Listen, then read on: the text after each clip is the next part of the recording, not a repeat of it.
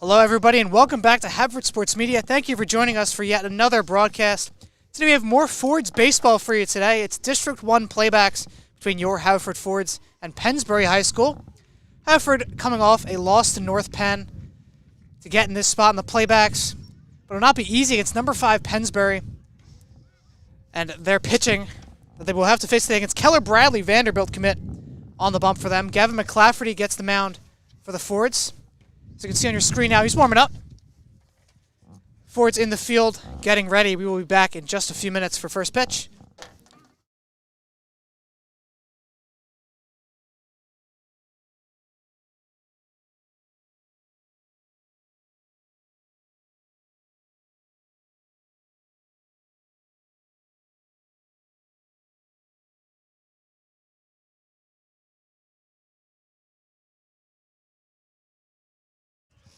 Gavin McClafferty done his warm-up pitches.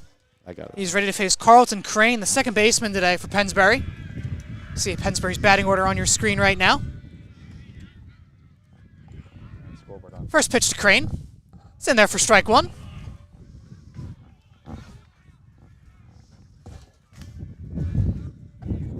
Another windy day here in Havertown, Pennsylvania. Feels like every day at this point. Yeah. Sorry if you can hear that on the mics. We try our best to stop it. Clafferty's 0-1. That is swung on by Crane right to Elias. He'll field it over to McCormick. There's one away. Good start from McClafferty here. Facing Dylan Hirsch, the catcher, Pennsbury. If you're the Fords, that's what you want to see right there. Just a nice ground ball over to second base. Get it right over to Cam McCormick at first. Get the easy out. Because this Pennsbury team, they can hit. I'm fairly certain if you saw their stats, it'd probably be all in the 200-300s for the batting averages, which is very good for high school. So then McClafferty starts out Hirsch with a strike. Gavin McClafferty also been the best starter this postseason for the Fords. Only been the second start for him this postseason without Jimmy Boyle due to an injury. It's ball one there to Hirsch. Jimmy Boyle out this postseason so far due to an injury. If the Fords do make the state's playoffs, which start next Monday, there's a chance he'll be able to pitch that game on Monday. Clafferty gets a strike in there, make the count 2-2, or 1-2, excuse me. Yeah, I mean, states would be the goal for this team. I mean, they do have to win this game to get in. This is not an easy matchup. Said Pennsbury, the number 5, but due to their league, Hirsch pops this one shallow right field. Cass comes in hard on it, and he makes the grab. Ryan Cassidy goes full Superman for the grab, and there are 2 away here in the top of the first. Ryan Cassidy just makes always these amazing plays out in right Absolutely. field. He'll come in pretty much to the infield and make some of these catches. Who was against? It was against Garnet Valley. Yes. He had an amazing diving catch that would have gone foul, and he just dived 5 feet to go over and catch it, arm fully extended. He was almost horizontal at that point. Oh, yeah. First one to Hawks in there for ball one. Yeah, it's Cass's second diving catch of the year, like we mentioned against Garnet. But as I was saying about Pennsbury's league, they play series against certain teams, so they'll play 3 in a row, kind of like an MLB team would. So if you go 2-1, you don't get the sweep. That counts as just a regular loss on your record. This Hawks swing and a miss there. Count draws 1-1. So your record looks a little worse comes postseason time. But in reality, you could have won every series or swept almost every series, but you're still 10-5 on the year. So seeding is a little skewed with these Suburban 1 League teams compared to Central League, where you play everyone once or twice. Hawks takes ball 2. Yeah, in the Central League, if you are a 6A team, you will play every 6A team twice. You will play every 5A team once. That will be an alternating year. So this year we faced Radnor here at home. Last year we faced Radnor at Radnor. And next year we will face Radnor at Radnor. It's all really down to, I would almost say luck. Because if you get those hard games at home, it'll be much better for you. Whereas over in the Suburban 1 League, it's two games at one game at home, depending against I assume it also flip-flops. One season you have 2 games at home, you have 1 away. But much more challenging up there. Hawks got a 3-1 count here from McClafferty. Swinging a foul back into the cage. Yeah, one last thing about that schedule is you get these super talented teams like North Penn, where they have a slew of college commits, but they're the 8th seed. Yeah. You know, that's really not an accurate representation of what North Penn is and how much talent they have. I think the same could be said about this Pennsbury team as well. For sure.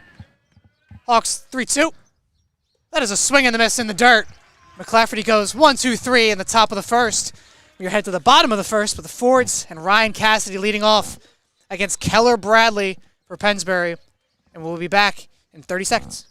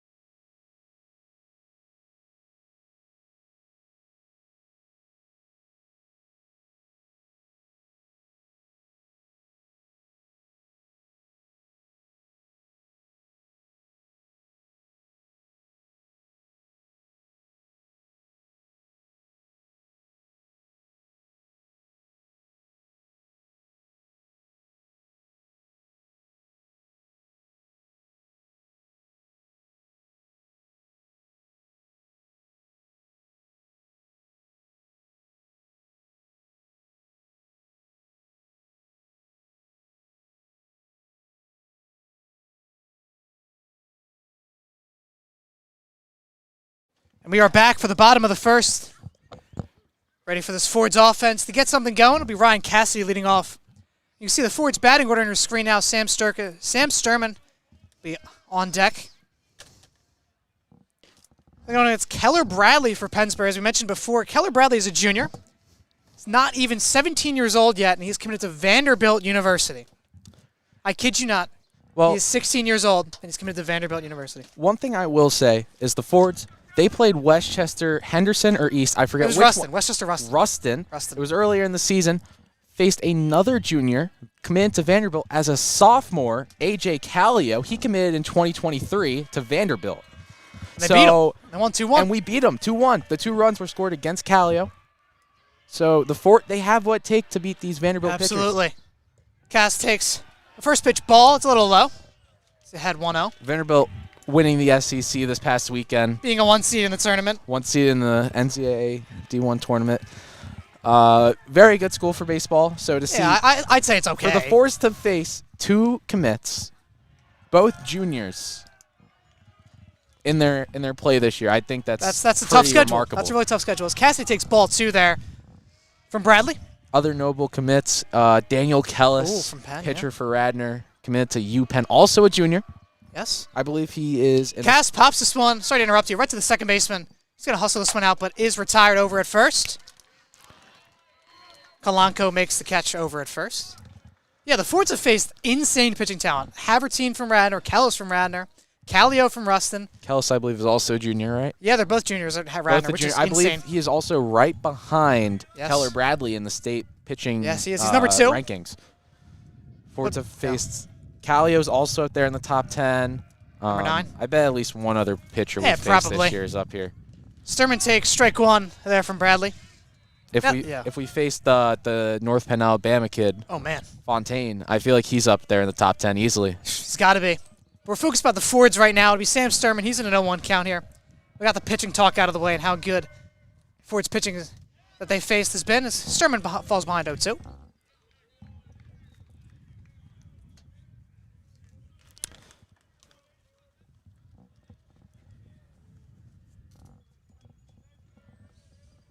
Sturman's going to call time here. Try to slow Bradley down a little bit.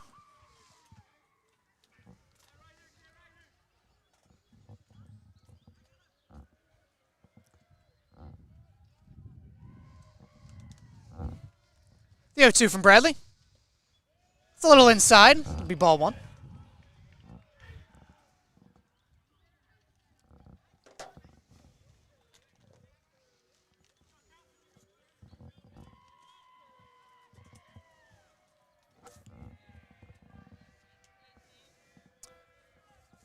Bradley trying to get rid of Sturman. The 1-2. That's chopped foul. Sturman stays alive.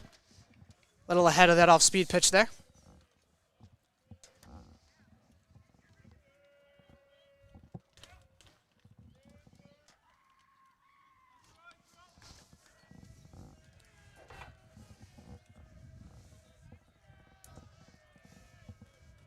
Bradley comes set, kicks and fires.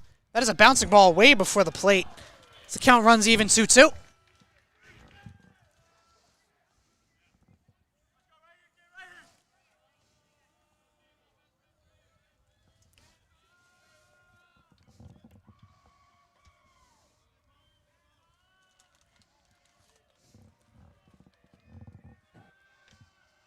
Two-two to Sturman. And that is taken for a called strike 3 on the outside corner. Sturman is gone looking. There's 2 away here in the bottom of the first. That'll bring up Shane Durkin, the center fielder for this Fords team.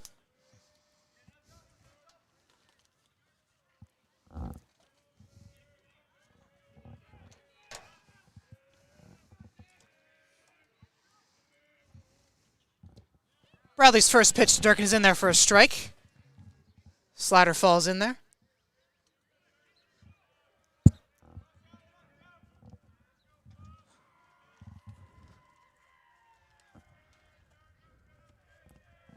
The 0-1 to Durkin.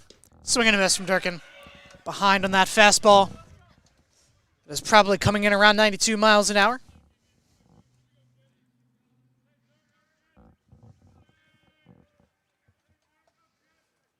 The 0-2. Another fastball by Durkin. And that'll end the inning for Pennsbury and Keller Bradley. We're headed to the top of the second. Ready for Gavin McClafferty to take the mound, and we will see you then.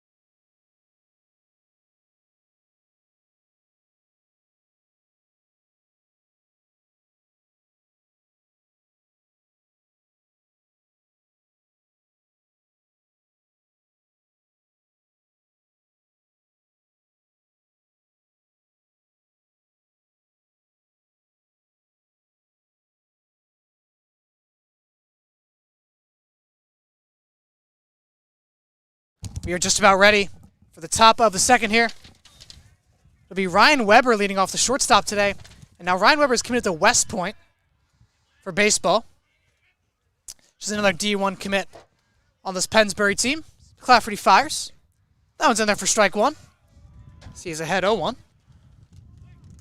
Few commitments here as well for Pennsbury. Oh, yeah. Weber, as we just said, he's committed to West Point. I believe Evan Hawks, he batted at the end of the first, struck out. That wasn't a strikeout, actually. I remember. This one's right back to Clef. And a leisurely throw over to first. That is one away here at the top of the second. Looking like Ranger Suarez. You guys ever watch the Phillies broadcast? See how he throws the ball over to first? Is he pitching tonight? I have no idea. No idea. I'm not sure, actually, against the Braves. Well, I know that Strider is pitching for the Braves. That'll be a very fun game to watch. That would be awesome. But yeah, Suarez just kind of leisurely tosses it over. Speaking of which, that game is why Connor McGee. Yes. Normal. I'm stuck with you, Alex. Will not be here. Ugh. Stuck with Alex Geibel. We'll let that happen. I don't know. It'd be Pierce Perry, the right fielder. Does he take strike 1? Senior skip day just shouldn't have been tomorrow. I know. Shouldn't have been. Shoulda, coulda, woulda. Should have been today. Nice little longer weekend. There was already a nice little Memorial Day weekend. That is true. Pierce Perry in the box now. Has the same last name as me. Not spelled the same way. Not spelled as cool. He grounds this one over to Elias. Tosses it over to first. There's 2 down here at the top of the second. What is that, the third, fourth ground out to second base today? Something like that. Almost said Cass. Claff is inducing good contact, quick in counts as well. He's not getting behind, not really anything full. You know, first or second pitch, he's getting a ground ball, letting his fielders do the work. And that's a good strategy for them so far. That'll bring up Brendan Zuckerman, the DH today. So he takes strike 1. And also when the ball's not in play, he's filling up the strike zone and early too. He's getting ahead of all these hitters right now. Yeah, so far through 16 pitches, McClaffrey, or 17 now, he has 13 strikes. That'll be 14, but this one's in play, and that'll drop in for a base hit. Click will take that one on a bounce. And Zuckerman's in there with a base hit. Gonna bring up Ben Seidler, their left fielder today.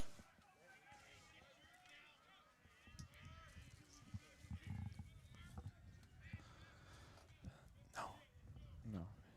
That's Hirsch.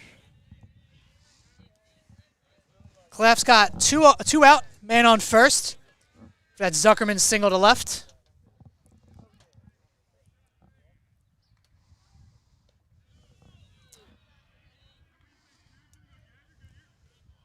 Now Seidler's committed to Worcester Polytechnical Institute. Is that WPI? Worcester? I don't know how to pronounce it. Where is that, Massachusetts? How'd I know? Probably because you got some emails from them. Clafferty fires the 1-0, and this one's popped right to Cam McCormick. And that's the third out of this inning. Claff leaves a runner stranded at first. We're headed to bottom 2. It'll be Nick Alvanian leading off for the Fords. We'll be right back.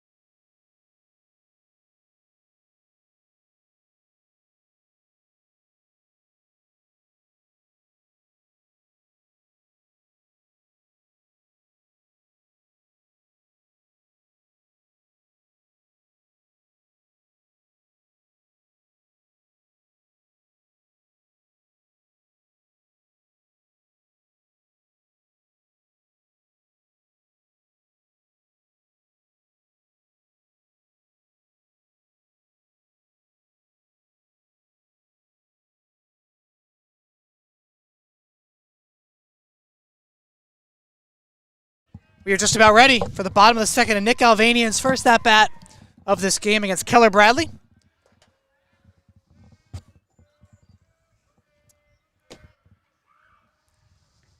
Alvanian, big swing on an off-speed pitch, takes that for strike 1.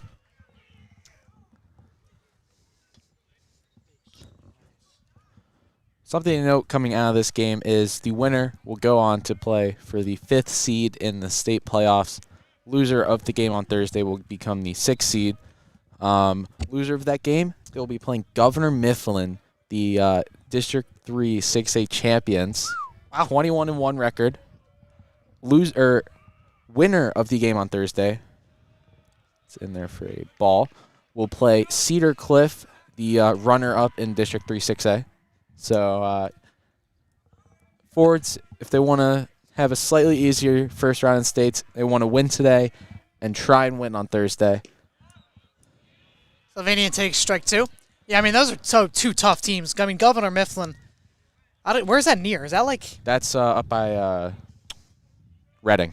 Reading, wow, they're all the way out there. And then Cedar Cliff, they're out in just past Harrisburg, Mechanicsburg. Gotcha. So Alvanian chops this one foul to stay alive in the 2-2 count. I mean, states, it gets real really quick. And I mean, it gets real. Thursday's going to be tougher as well. Yeah. Oh, Because yeah. you're playing man. Perkiomen Valley, the 2 seed, or Methacton, the 3 seed. Those are just two. I mean, it That gets game is tough actively quick. going on right now. I'll pull up that score in a minute. Sylvanian swing and a miss. That'll be Bradley's second strikeout. That'll bring up Cam McCormick, the first baseman today for Haverford. Sophomore looking to get a base hit. Got the Ford's first base hit of this game.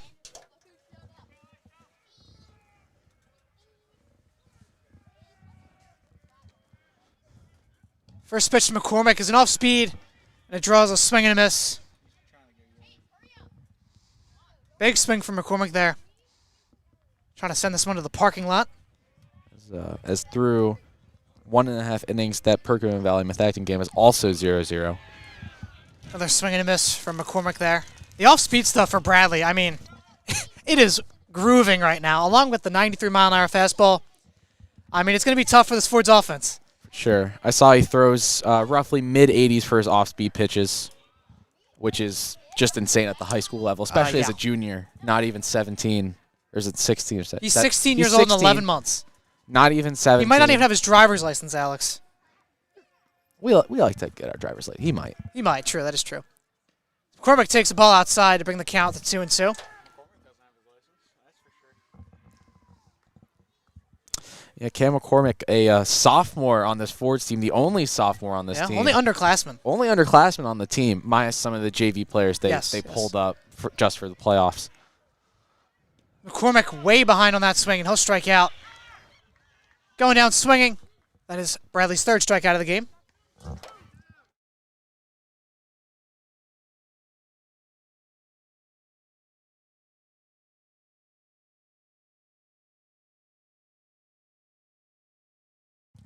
That'll bring Owen Click up, left fielder today. Another lefty for the Fords, back-to-back. He fouls this one back from Bradley, behind 0-1.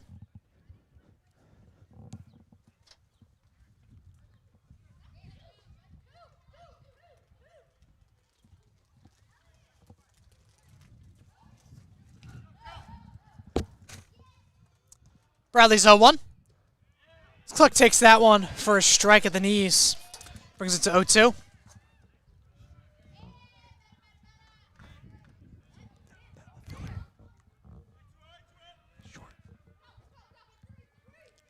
Oh, 2 from Bradley. It's in there for ball 1.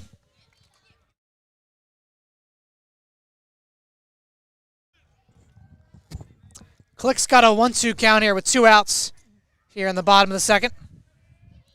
Be trying to get anything going here against Keller Bradley. That one's chopped foul. I don't know how well you can tell on the broadcast, but live, the Fords are just not right with their timing right now. We saw on the McCormick strike 3, he was way behind on that pitch. And you see Click's timing is a little off here. I mean, like you said, he's got a good pitch mix. He throws curveball, slider, changeup, fastball. Really just keeps you guessing, not really overpowering one pitch. Not really spamming fastball or spamming off speed. He keeps them guessing, and you can see that with their timing. They're just not really on time with anything Bradley throws. The Fords are definitely pulling some of these longer at-bats as he fouls it off again. Bradley threw not even 3 full batters in 2 innings, or 6 full batters, is at 28 pitches. Gavin McClafferty is at 20 pitches through 2 innings. That could be worse if you're Bradley. I mean, he's making them work. Could be worse, but... That is a swing and a miss from Owen Click. Bradley strikes out the side. We're headed to the top of the third, where Gavin McClafferty will look to have a repeat performance of that. We'll be right back.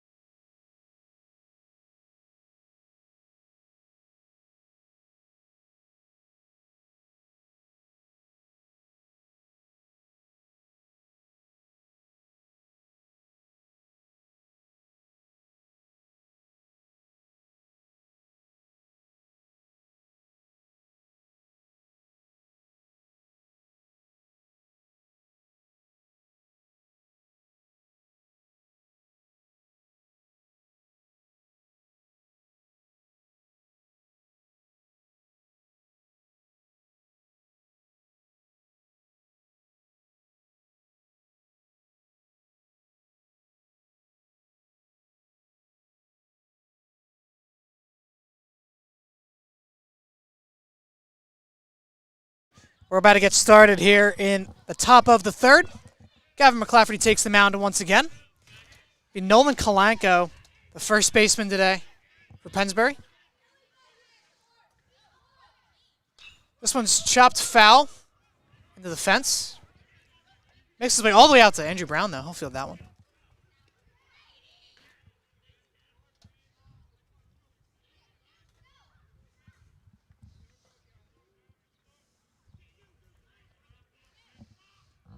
Clafferty's ahead in another count here.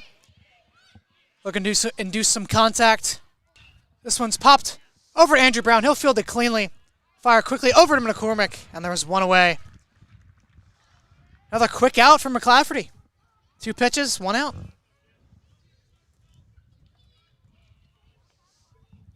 mean, that's what you want to see right now early on in this game. Third inning, only on 22 pitches, already have 1 out this inning. Keep that pitch count low.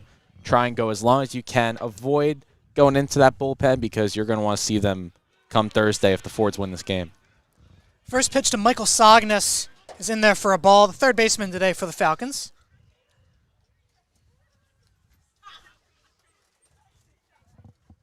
Clafferty's 1-0.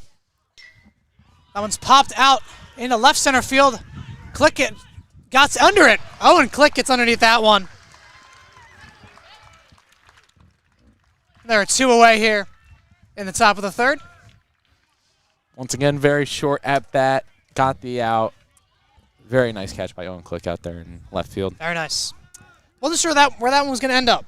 I I'm a little worried if those are going to go just past that fence, but yeah. Fords here, we have one of the deepest outfields We do. in the Central League.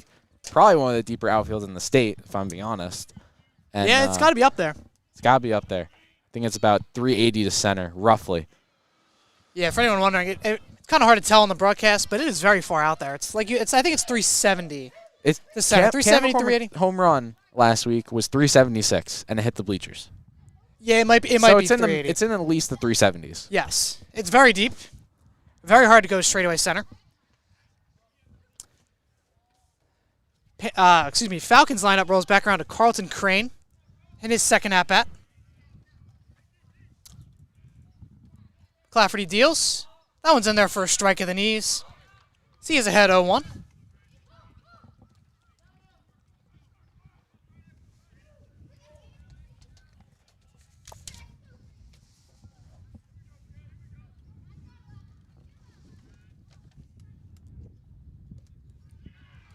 That one's in there for ball 2.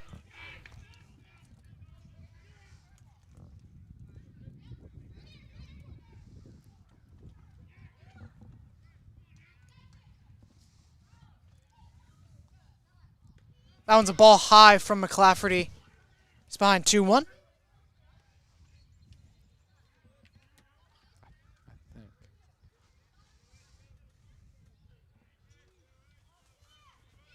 Clafferty's 2-1 on the way. That one's in there for strike 2. So he evens this count back up.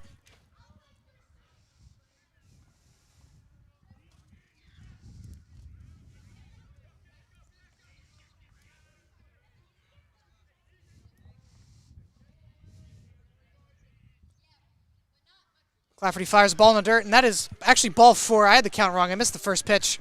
That was a 3-1 count from McClafferty. That is ball 4.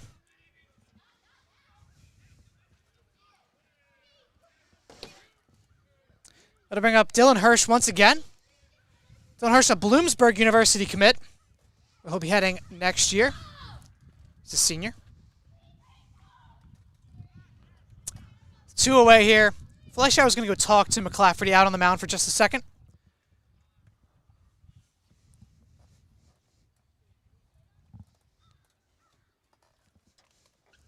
So Alex, I Googled Pennsbury High School. They have almost 3,000 kids in their school.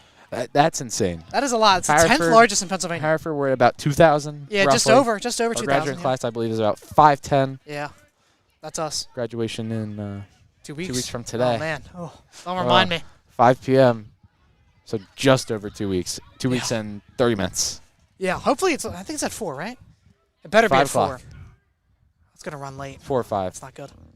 Might be 4. I hope it's 4. It's going to run late. Our athletic director right over there, Mr. Nasina, he would know. You would know. When he comes over, we will ask him. Got the first-hand source. But for now, Dylan Hirsch is in an 0-1 count from McClafferty. He fouled that first one off. Pickoff attempt from McClafferty. No tag applied by Cam McCormick. Strike.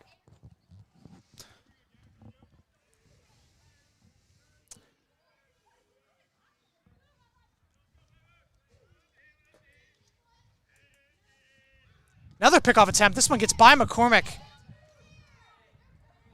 And Crane will stay put at first. Fords have kind of struggled with their pickoff attempts. They throw over a lot. And we saw it in a couple games where it just gets past McCormick. One game where Lucas Rothstein was pitching, started that game, and the ball just kept going over. It got out of hand, literally and figuratively. Got out of hand. I think at least 3 times. Yeah, it was over not the head of fun. McCormick. Not fun. Runners advance at least twice, if not 3 times. Yeah, that was not fun. Led to a lot of runs for Lower Merion. It's the only regular season loss for the Fords in the season. Another one from McClafferty here, and he's back in time. That Lower Merion team that was defeated by this very Pennsbury team last Tuesday. We're just not going to mention Bradley's stats against Lower Merion. We're just not going to bring up that outing. That Crazy didn't happen. Game. Nope. Not going to tell you a single stat. Although you can make implications right based on here that. Had a very nice game against Lower Merion. That is true, yeah. Runner takes off. Fleischauer throw down. Not going to be in time. That gets past Elias at second. Very smartly pretends to hold the tag at second. That is a high IQ play there. And holds Crane at second.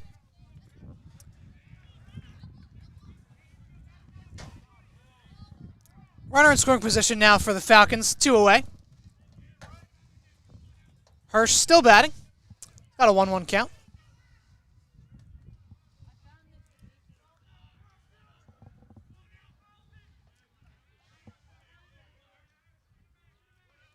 Brown keeping him honest over at second.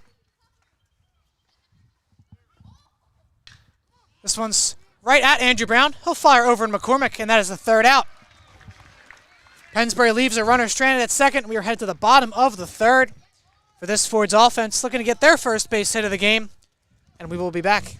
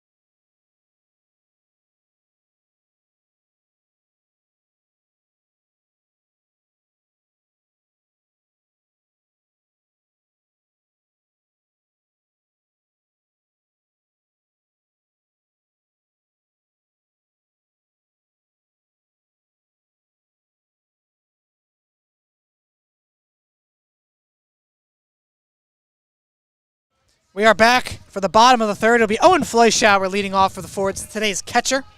Catcher all 4 years. Mr. Motivational. Mr. Motivational. That one's in there for strike one. It's a fastball from Bradley. Yeah, you know who else was being motivational today? Oh, who? Ryan Cassidy. Ryan Cassidy, yes. Very motivational in class. Ryan Listening Cassidy. to his meditation. Oh, yeah. In homeroom, he gave me an AirPod. And third block as well. Yeah, Ryan Cassidy gave me an AirPod today. Fleischauer shows bunt but pulls back for ball one. Economics, he just put those AirPods in, was just sitting there, getting ready for today. He gave me an AirPod in homeroom, and I was listening in. We were doing some box breathing. Yeah. Box breathing in homeroom today to get ready for today's game. Speaking some very good quotes. I don't remember any of them, but speaking some very good quotes. Yeah. Cass is a quote machine. His Fleischauer falls behind 1-2. Maybe he should take a trip to South Sudan and share his wisdom. Share his wisdom with them. Get them over here. Help the Fords out.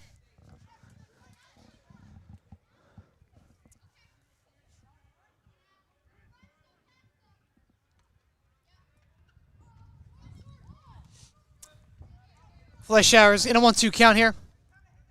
Bradley kicks and fires. This one's a little high for ball 2.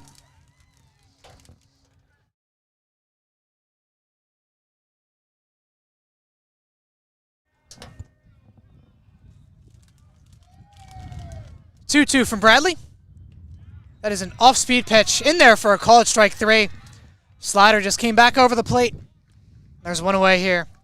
The bottom of the third. I'll bring up Andrew Brown, the shortstop today.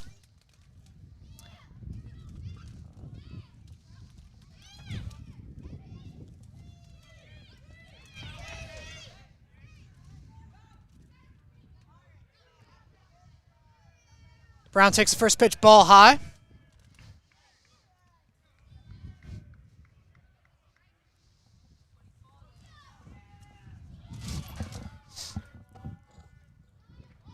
Brown takes that one for a strike. Fastball in there.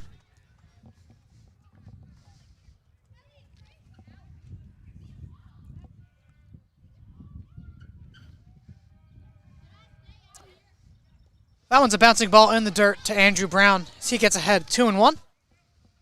Haven't seen that much from the Fords. They get ahead in these counts. Yeah. Mostly been behind with the swing strikes in the first and second inning, but Fords can just get ahead in these counts, I think.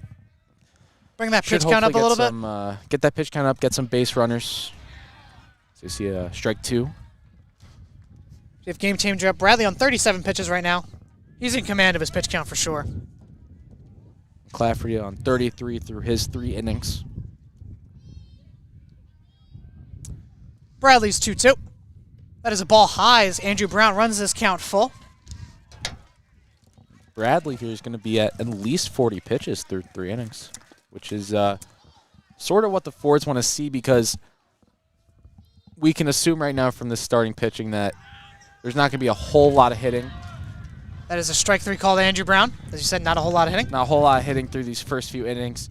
Once we really get down to the later parts of this game, where we're going to start seeing some bullpen action, I think that's when the Fords are going to hopefully get some hitting off. We did definitely see that on Friday. Didn't hit much in the early innings, but hit in the last few, but didn't. Yeah. That is strike 1 to Elias there.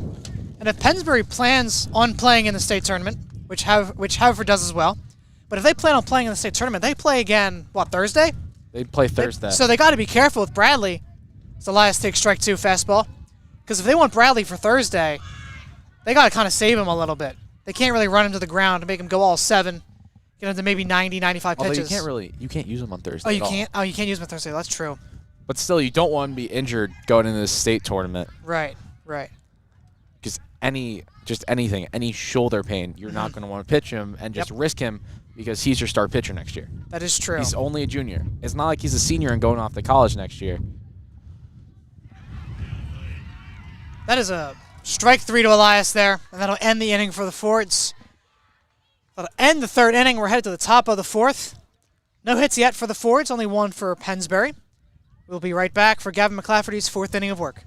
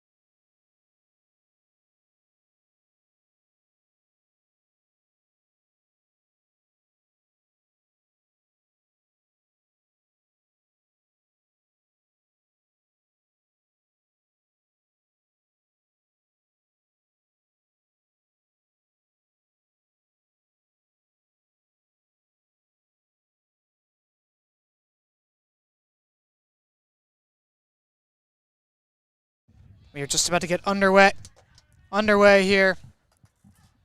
The top of the fourth would be Evan Hawks leading off. Evan Hawks committed to Swarthmore College. He's staying local as he takes strike one. Well, local to us, not really local to Pennsbury, I guess. Yeah. Is Pennsbury in Bucks County? Is that Bucks County? Pennsbury is up by Trenton. They're Bucks like County? they're like Yeah. just across, like maybe like 20 minutes from Trenton. New Jersey? Yeah. Wow. That's insane. Hawks is in an 0-2 count, though, which is not insane based on the pitching performance we've seen from McClafferty today. I'd say they're about maybe like 30, 45 minutes east of North Penn, who we played last week. They're out there. McClafferty's 0-2 to Hawks is a ball just a little low. You know, one thing about Haverford Sports Media is, like, learning all these high schools and, like, where they are. Like, you know, looking up, like, the district rankings, like, figuring out where Methacton High School is. Like, I've never even heard of them before this club. That one's popped straight sky high. Sturman's going to try for this one, but that goes into the hands of our trainer, Brendan. Yeah, that should be an out. That should be an out. You're right, Jack. That should be an out. I believe what I've seen online is in Savannah Bananas Banana Ball that isn't out. You know, if we should a play by spectator those. catches it. Those should be our rules. Just saying. We should play banana ball in district playoffs. Hawks takes a ball low. This count runs to 2-2.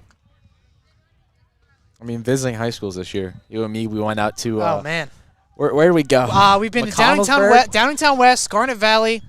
You've been to Upper Marion. I've been to Upper Marion, Easton Area Middle School. Hawks pops this one into the cage. I went to Council Rock. Easton Area Middle School. We've been to Radnor, Conestoga. Those are close. Yeah, those are closer. The Central League, you know, whatever. We've been to McConnellsburg. Me and Alex. McConnellsburg. We went three hours each way on the softball charter bus. No, girls basketball. Girls basketball. Yeah, and there's states. 3 hours yeah. each way. That was a fun time. It was very fun. That was very fun. Left at about 12 o'clock. Yeah. No, it was like 10:30. Or it was like 11. 10:30, yeah. Clafferty's 3-2. This one's popped up again by Evan Hawks. Yeah, that was girls basketball states run where they had to play a team from Pittsburgh. It was like a meeting point right in the middle of the state. Arbor St. Clair eventually losing to the Perkiomen Valley. Yes, the Perkiomen Valley, members of District 1. Good baseball team, too. They won 3 consecutive District 1 girls basketball titles. This one's fouled back again by Evan Hawks. We don't have to talk about who their first one was against. Let's just not mention that. That was a very close game. Streamed by Haverford Sports Media. If you go onto our page, yes, you will you see can. it. It's actually like the first video that pops up. Trezudi and Jonah Dublonsky on that call. Hawks takes ball 4 after a very tough at-bat. That'll bring up Ryan Weber, the West Point commit, with a man on first.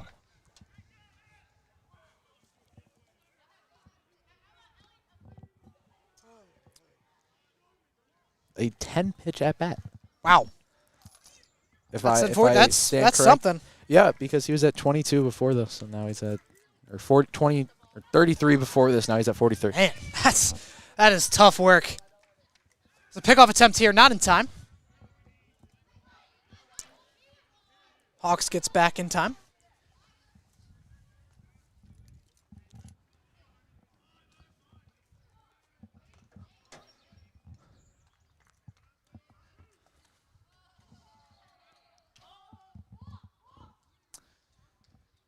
Weber's first pitch in there for strike one. Clafferty gets ahead. One thing I'll say is going to all these other schools, some of the facilities they have are just insane. Oh, my Lord. Upper Marion High School, brand new high school from 2 years ago. And St. Jim, very nice natatorium for swimming. Really? Yeah. This one's a ball. So Ryan Weber. North Penn's football stadium is absolutely insane. I mean, just the turf looks fantastic.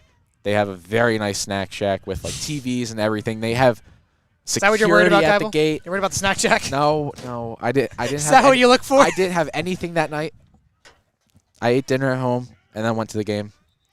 Sure.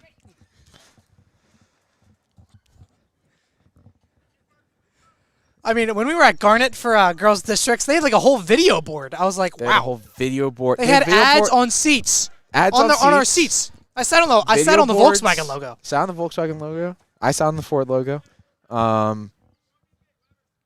They had ads on the shot Oh, clock. man. Like a TISO ad, like we're watching an NBA broadcast. But The back the lighting before Yeah. the game for player intros.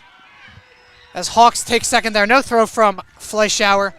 This count to Weber runs to 2-1. We're getting distracted here at HSM. We got to We talk are. about like Haverford baseball. Oh, man.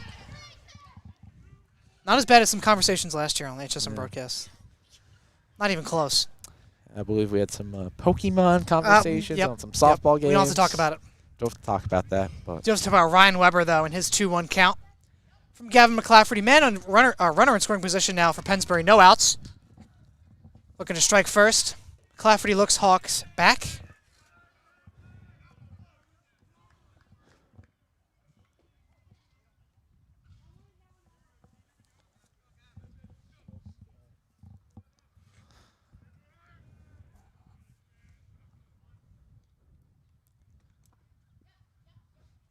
McClafferty fires. This one's a swing and a miss. An off-balance swing there from Weber.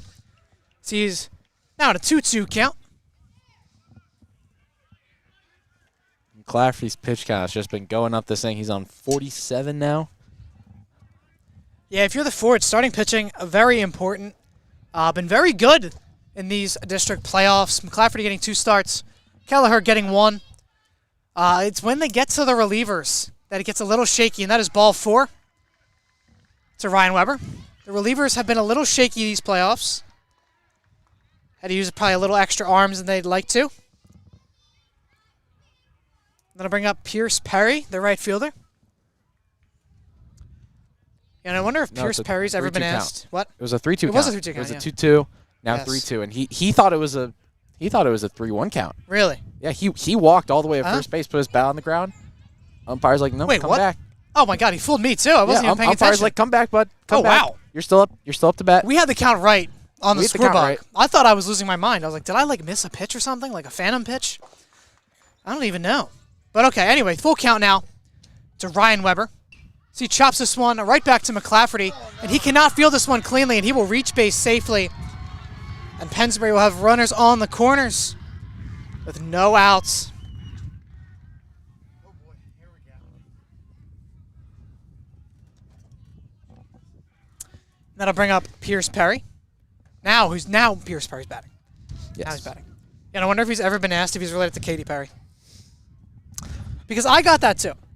When I was like in like kindergarten But and like he has first the grade. actual proper That's spelling what I'm of saying. Katy Perry. That makes mine worse. That's my point. Yeah. He genuinely could be. I am not. I'd like to clarify that I'm not.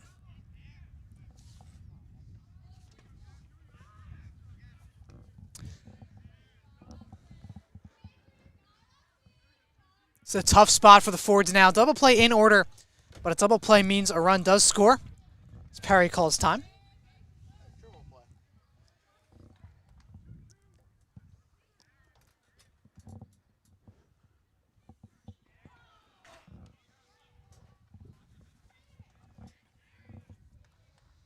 Clafferty fires. This one's way inside. And Weber will take second base. No throw down from Fleischauer. Double play not in order anymore.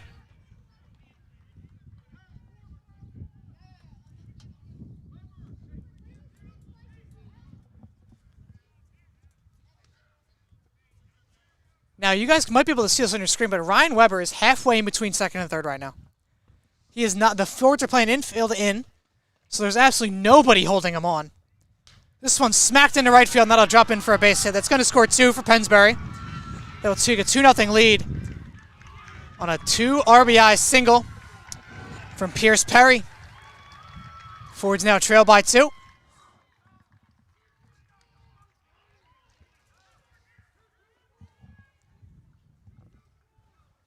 And you have to imagine at this point, Fords, they might just want to get somebody just tossing some balls, not fully warming up, but getting something started.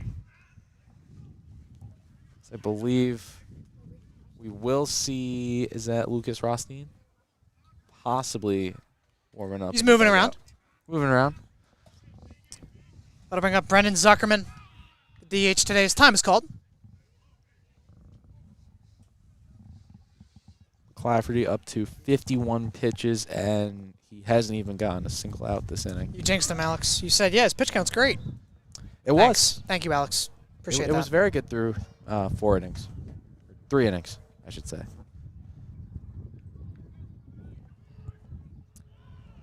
We'll see Lucas Rothstein without a glove. Oh, okay. He'll be headed to the bullpen in just a minute. Pickoff attempt from McClafferty, not in time.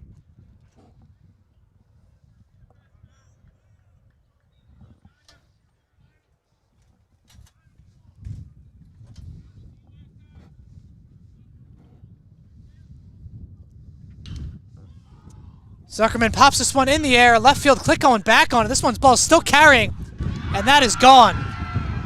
That is a 2-run home run for Brendan Zuckerman.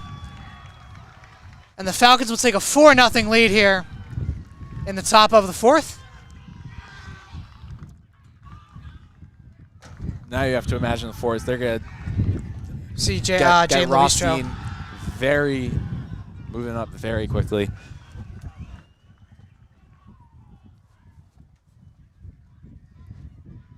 This game kind of changed pretty quickly. You don't say.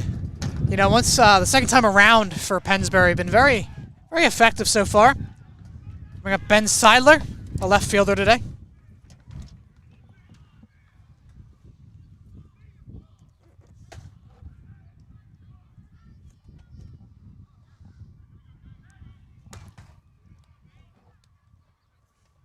Clafferty fires. That ball's in the dirt for ball 1.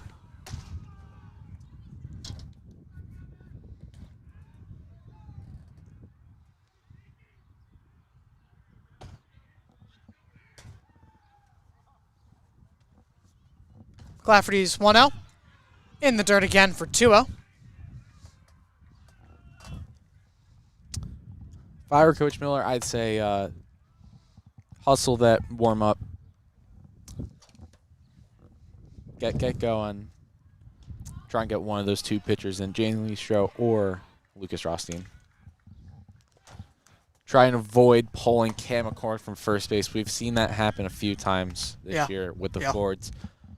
Such as the Lower Marion game where Rocco Kelleher was pulled straight from second base, put into the game. 3 runs immediately scored off of that. So not preferred to pull someone straight in. Right. That is a 3-0 strike from McClafferty.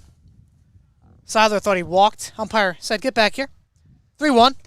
That one's popped out the moderate right field. Cassidy's going to get underneath this one. That is one away.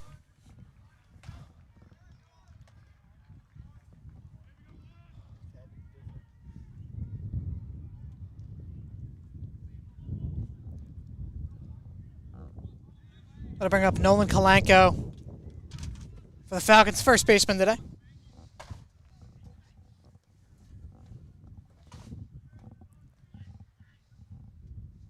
Clafferty fires. That one's in the dirt for ball 1.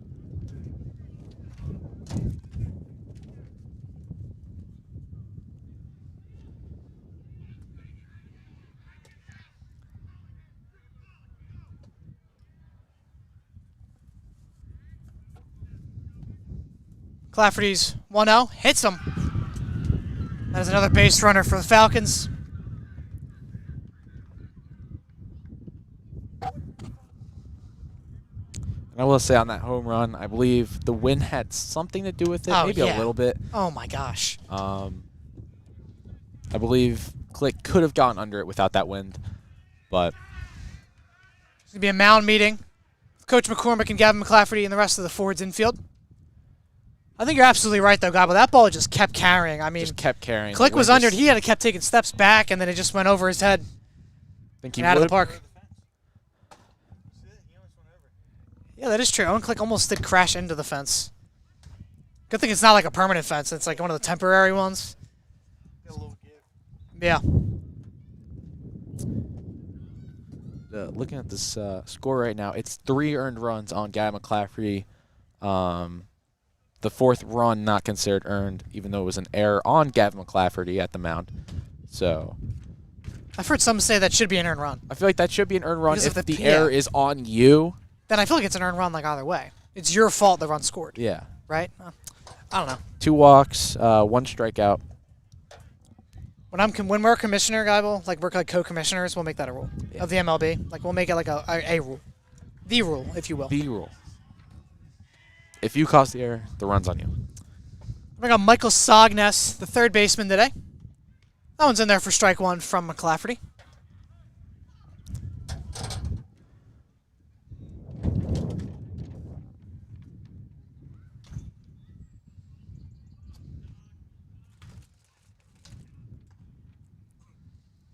Sogness pops this one up. Click gonna have to have a long run in for this one. He will not get there. Or he will. Oh, Andrew Brown will get there. The monitor was blocking me. I couldn't even see Andrew Brown. And he will make the grab for the second out.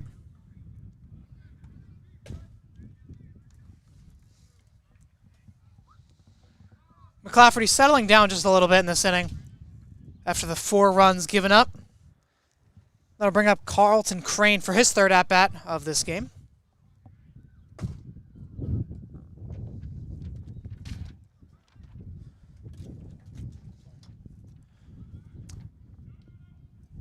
That's in there for strike. It's Crane. She's behind 0-1. So we do see Jane Luistro and Lucas Rothstein start to slow down a little bit. Not as much worry now with 2 outs in this inning. Yeah. We're going to save them for as long as possible and keep McClafferty in. See, fires. This one's chopped right over to Andrew Brown. That is the third out of this inning. You're headed to the bottom of the 4th. Fords have a little bit of a deficit to get back. Just a little. 4 runs. We're headed to the bottom of the 4th, and we will be right back.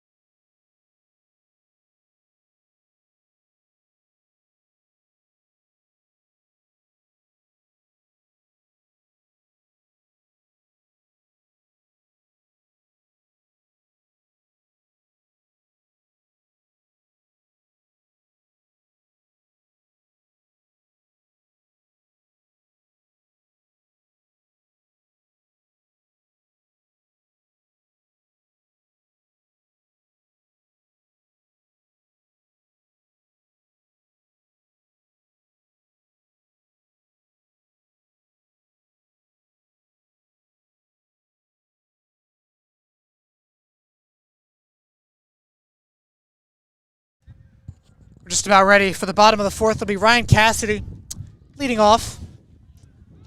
Looking to get the first hit of this game. For the Fords. For the Fords, yes, for the Fords. I'd like to clarify. He takes ball 1 in the dirt. I'm going to put this out there. Keller Bradley has a no-hitter right now. So far. Through 4. Through 4. Got a no-hitter. Just going to put that out there. Through 3. Through 3, yes, true. Bottom of the 4th. So that's ball 2 to Cassidy. We'll say if there was anybody to get hit right now, I think it would be Ryan Cassidy right now. I think so too. Actually, up the inning, he has a perfect game right now. Bradley has a perfect game. So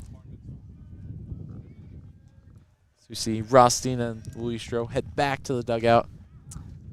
That is ball 3 to Ryan Cassidy.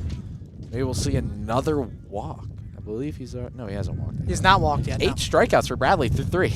Wow. 8 strikeouts. Is that good? I would say so. Cassidy takes strike 1 though. Sorry for the wind, if you can hear that. 8 strikeouts on 29 strikes. Wow. Bradley fires 3-1. That is ball 4 to Ryan Cassidy. My jinx worked. Fords have a base runner here in the bottom of the 4th.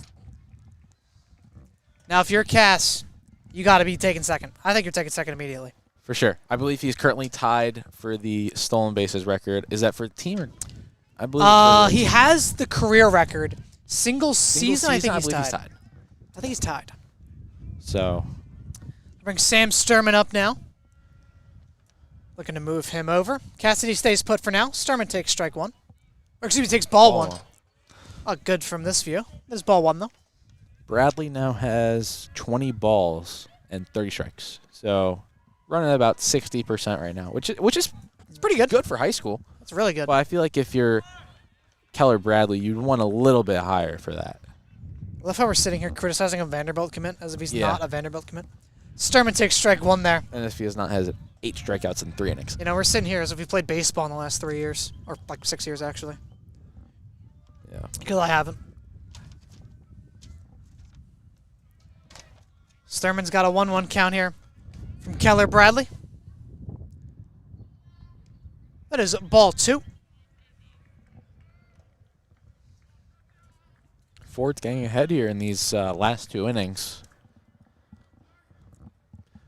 Didn't quite fully get ahead to the point of a walk last inning, but we already lead off walk as it's 3-1. 3-1 to Sturman. Here we go. Cassidy not needing the steal right now. No. If you don't have to risk anything, I would. That is true. I wouldn't Don't take risk it. it out. Don't risk it out. But Cassidy is lightning quick, He is. as anyone viewing probably knows. Sturman pops this one past the infield, and that is a base hit for Sam Sturman. Cassidy's going to hustle 3, and he will get there in time. And Sturman will take second base, and the forwards have runners on second and third with no outs here in the bottom of the 4th.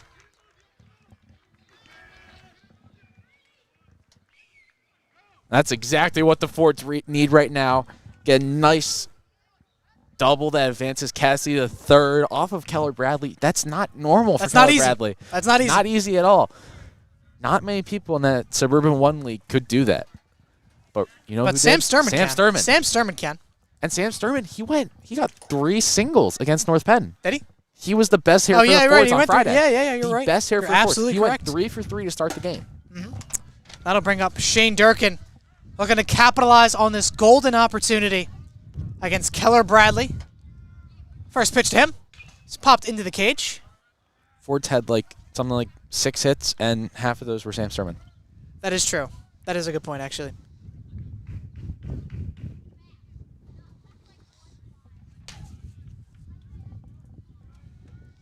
Still 0 outs here in the Very bottom good of the spot for 4th. the Forwards. They have to lock in here and get at least 1 run back. I'd say at least 2. At least 2. I'd like that. Durkin takes that one in the dirt. That gets away from Hirsch, though. Not enough for Cassidy to score. I'd say if Cass takes a slightly longer lead off of third, he gets that. And immediately goes, yeah, Immediately I'd say. goes, he gets that. It would be a lot close. It would be really close. The catcher wasn't trying to get it because he knew Cassidy wasn't. So that Right. also does play some part into it. I would say if that bounces in front of the cage, I think Cassidy can get that run. 1-0 to Durkin becomes 2-0, or 2-1, excuse me, to Durkin. Pitcher and catcher going to have a little talk here. Hirsch trying to be like Owen Fleischauer with his motivational talks. Figure out, how do we deal with Shane Durkin? How do you deal with Shane Durkin? I don't know. Good thing I don't play baseball. Fastball down low. Anything. I feel like For Keller 94. Bradley, you can throw a 94 I feel like 94 fastball miles an down hour is a low good and- idea. If I had to say so Yeah. myself. But for now, he's in a 2-1 count. I mean, that's all you see when you look up Keller Bradley is his fastball. That is true. He does have lethal off speed, though. And that. Curveball is ridiculous. The It's RPMs on that thing, ridiculous. oh man. It's Keller fire. This one's chopped in the infield, fielded by Bradley. Runners will have to stay put though. And there was 1 away here in the bottom of the 4th. Gonna bring up Cam McCormick with an opportunity to get his team on the board. So that's sort of what Keller Or, Bradley... excuse me, Nick Alvanian. I saw Alvanian. McCormick walk out there. that's- Alvanian, same thing though. It's sort of what Bradley wants there. He is on 58 pitches so far. McClaffery's only on 63. Not bad. Compared to this? Yeah, not bad. It'll be Nick Alvanian now batting for the Forts. He takes the first pitch slider in there for a strike. Wind is really picking up here. Wow, this is not good. If Nick Alvania gets anything... Oh, this to goes left in the field, air. It's gone. It's gone. Gonna see a repeat of that Zuckerman home run back in that last half inning. Alvanian swinging and miss there on a fastball.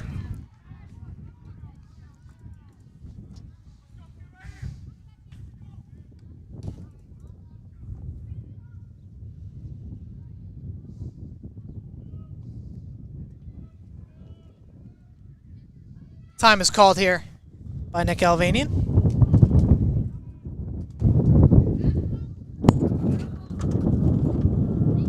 It's like a windstorm. Yeah.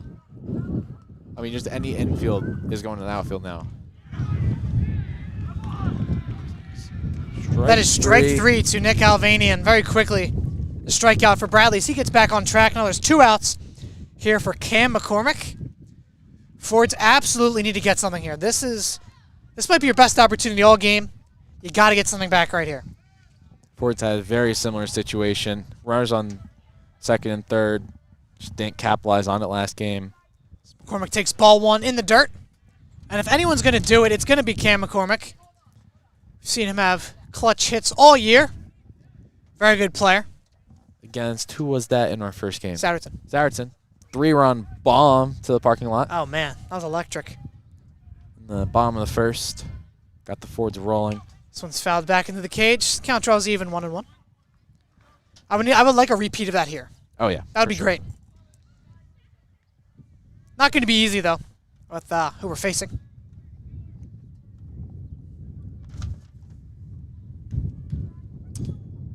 The 1-1 to McCormick.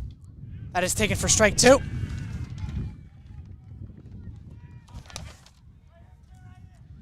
McCormick in a 1-2 count here. Looking to get one back.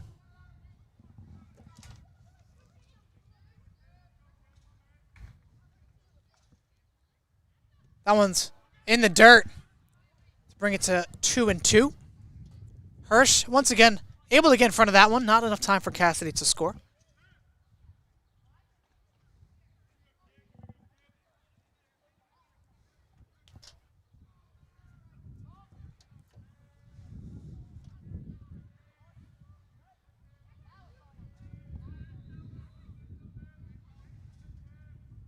Bradley fires. This one's low and in to McCormick. Now full count for him.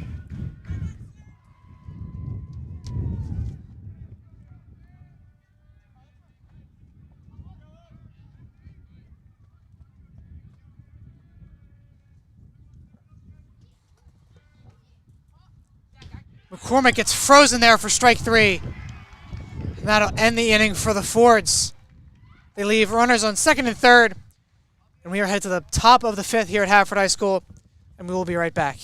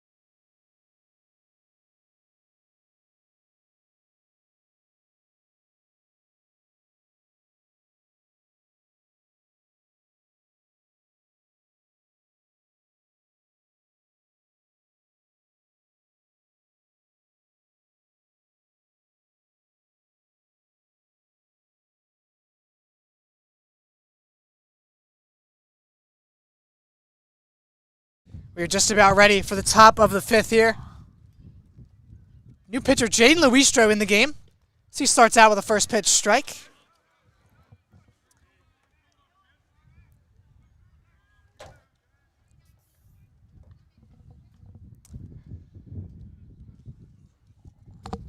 Luistro's got an 0-1 count here to Dylan Hirsch, the catcher. He delivers. That is way outside to Hirsch. Counts 1-1.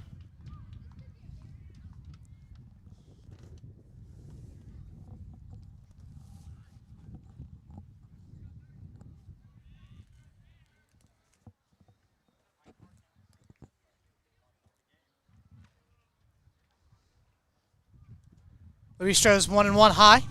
2-1.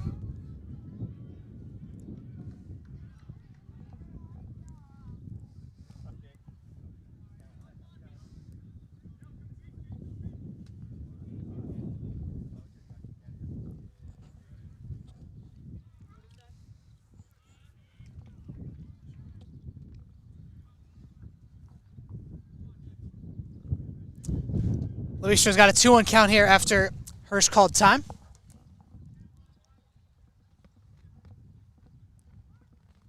That one's outside again to bring the count to 3-1.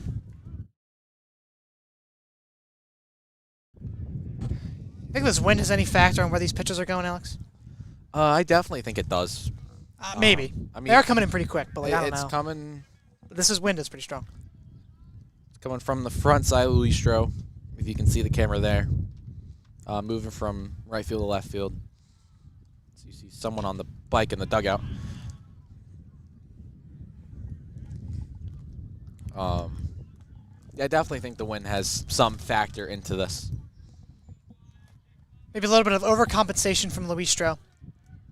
Perhaps. Maybe. Something else that could have some factor is the forwards. They typically put in Lucas Rothstein as the reliever. Seeing Jalen Luistro before Lucas Rothstein is not, I wouldn't say normal for the forwards this season. It's interesting. Not something we've seen. Luistro's got a full count here. 3-2 on the way. That one's smoked. Sliding grab by Elias. And there is one away here in the top of the 5th. Great play by Will Elias. Vacuum cleaner over at second base. Nothing gets by him. That was on a line.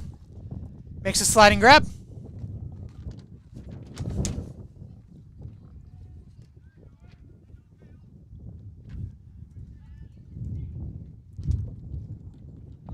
So, talking about the pitching here, Jalen Luistro came in after Gavin Clafferty pitched 4 innings with 63 pitches. Keller Bradley, 4 innings, 67, and we have not seen a single person from their pen get up. I think it shows how much trust the Falcons have in Keller Bradley. I mean, I'd have a lot of trust in him, too. For sure. But it's also just he's getting up there in those counts, and you want to get someone at least moving. Loose. Right, loose.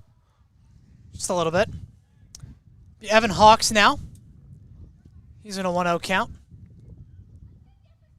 This one's popped. Andrew Brown tries to backhand it, unable to get that one. Tough hop for Brown. And Hawks will stop halfway to second.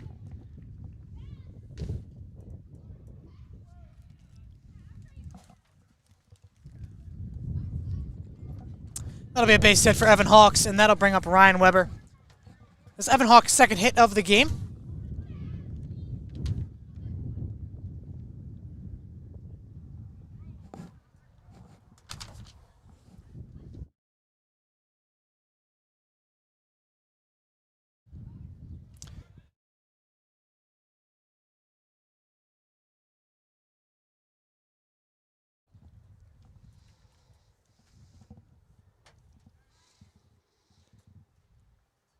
Luistro fires ball 1 to Weber.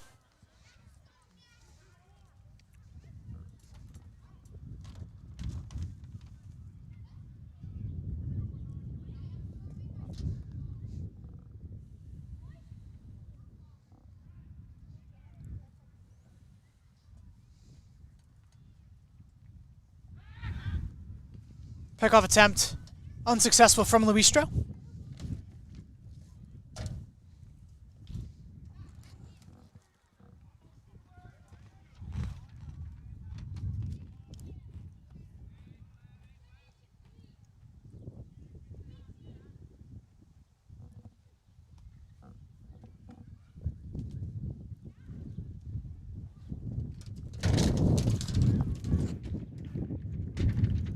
Strike one there. Luistro now even in this count, 1-1. I feel like the wind just keeps progressing this to is pick up. unbelievable. This is not fun. There's a little bit of wind at the start, and it's just started to pile on. Do you have a storm system moving in? As anyone watching probably knows, it's going to rain like the rest of the week, I think.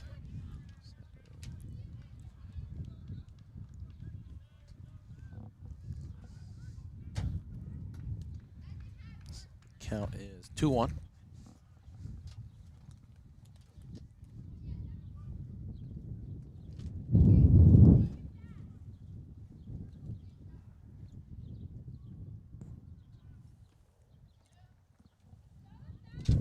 Luistro fires this one in the dirt. Runner takes off for second. Ball gets away from play shower. Throw down. It's not in time. Fielded by Elias, but not in time. The double play will no longer be in order here. Runner in scoring position now for the Falcons.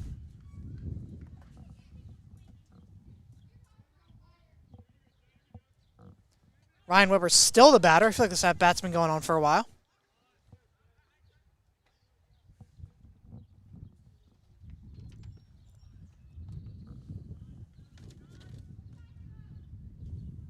This one's popped right into the cage by Weber to bring the count to 3-2. Another full count for Luistro.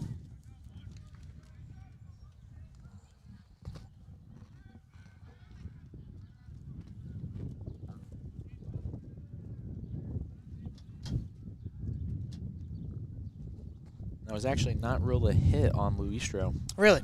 Yeah, it was ruled an error on Andrew Brown. Interesting. That was a tough play for Brown. Not really sure if that should be counted as an error. Weird hop.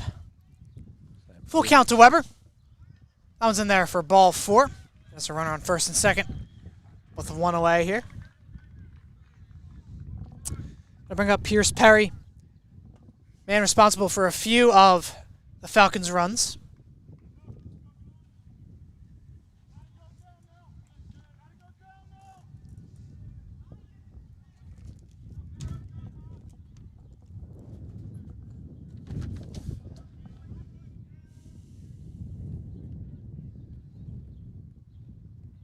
Luistro fires. Breaking ball a little high for ball 1. The double play is once again in order. It's always fun. If it were to happen. Triple plays in order. It always is in order, but it always is. It's a little easier now. Hypothetically, theoretically. Hypothetically, you go to 3, you go to 2, and you go to 1.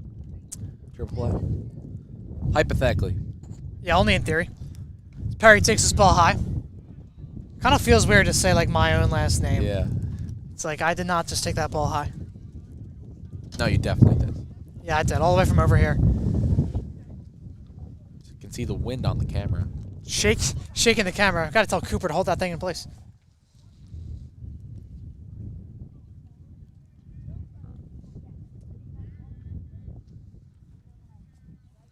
Luistro fires. That one way inside. Runner takes off for third. Fleischer does not have the ball. Runner's on second and third now. See Lucas Rothstein warm up once again.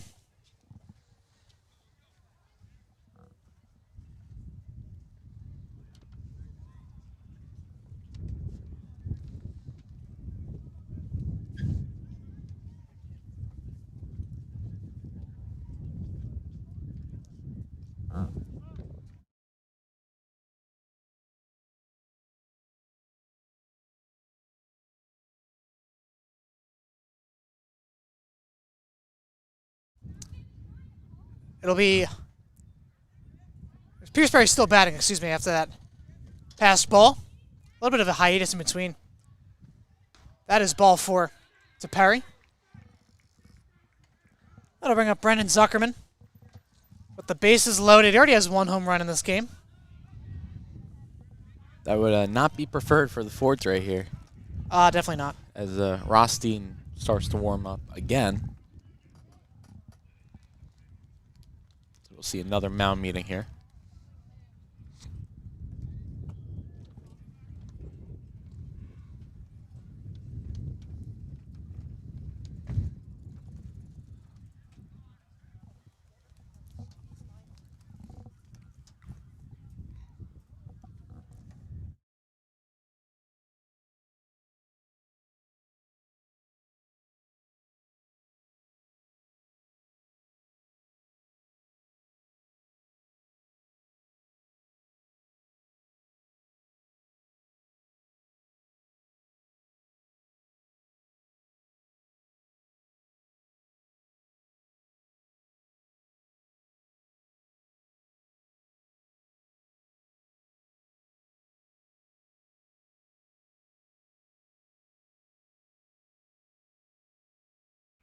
You're just about back from the mound meeting. Time is called here. Forwards have bases loaded right now. Excuse me, Pennsbury's bases loaded right now. With Brendan Zuckerman up. Luistro looking to get out of this jam.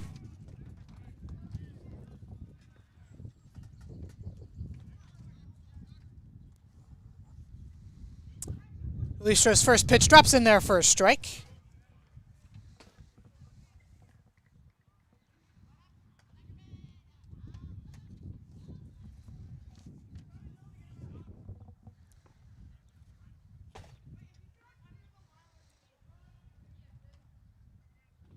Luistro's 0-1. That is in there for strike 2. He's ahead 0-2. Zuckerman's third at bat. He has 2 RBI, 2 hits. Currently down 0-2. Having a good game this so far. We had a similar situation against North Penn. They had that one player. Christian Barnes. Christian Barnes. Not committed anywhere. Not committed anywhere. I'm honestly surprised by that. He was an insane player. And that is a strike 3 for Jaden Luistro. His first strikeout out of the inning. 2 away here at top of the 5th.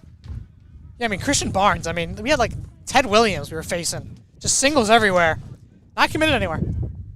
It's the Ford's second strikeout this game. Keller Bradley has 10. Interesting. He had 8 and... Or he had... What was it? 8 and 3. 8 and 3. 2 in the 4th. So he's averaging about 2 an inning. Bring up Ben Seidler. So Luistro's first ball to him is in there for ball 1.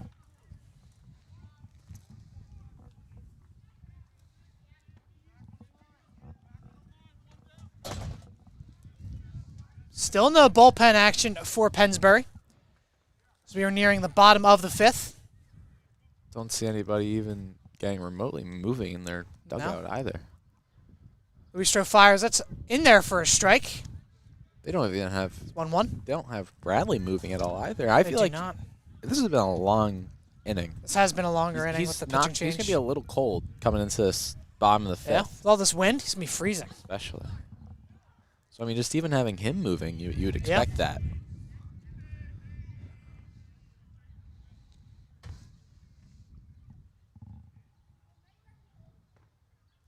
Luistro's 1-1.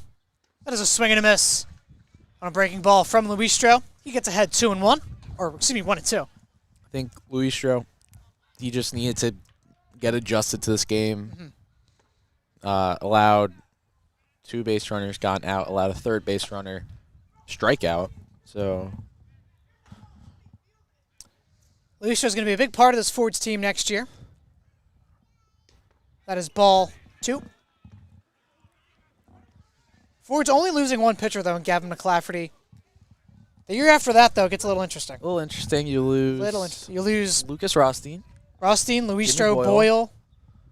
That's pretty. I mean, that's 3 right there. But that's a lot. That's like a starting rotation in high school. Got a call up for the playoffs. Gavin Anderson. He will be pitching probably on varsity next year. Yeah, and that's a swing and a miss for Luistro, and he ends the inning with 2 strikeouts and leaves the bases stranded in what could be a huge momentum swing for the Fords. And we are headed to the bottom of the 5th, and we will be right back for that.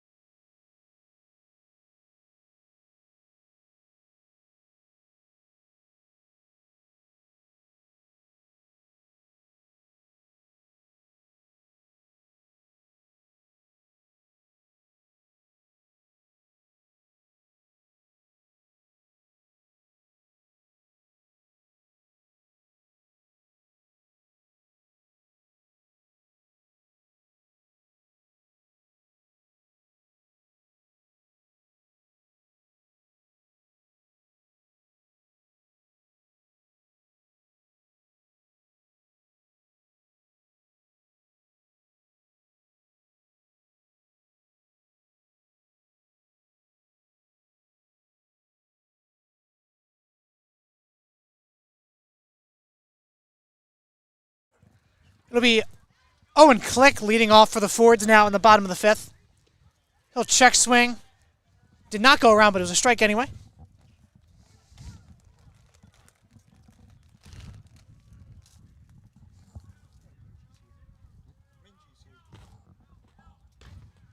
That is strike 2 from Bradley on Owen Click.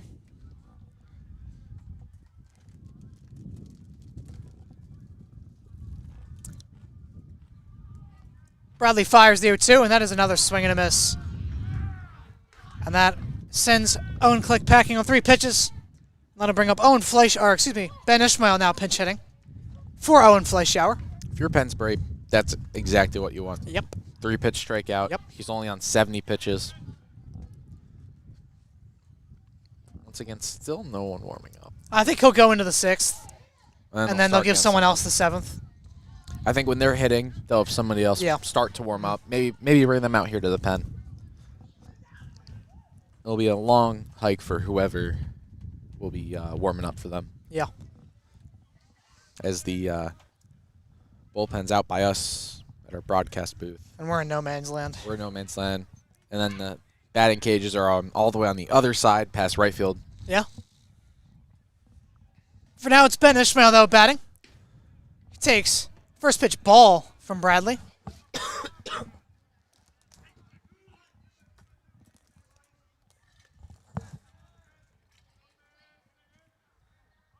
Bradley fires the 1-0. It's in there for a ball now, 2-0 to Ishmael.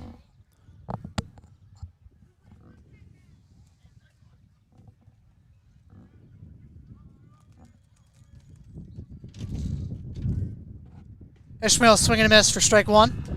2-1 now.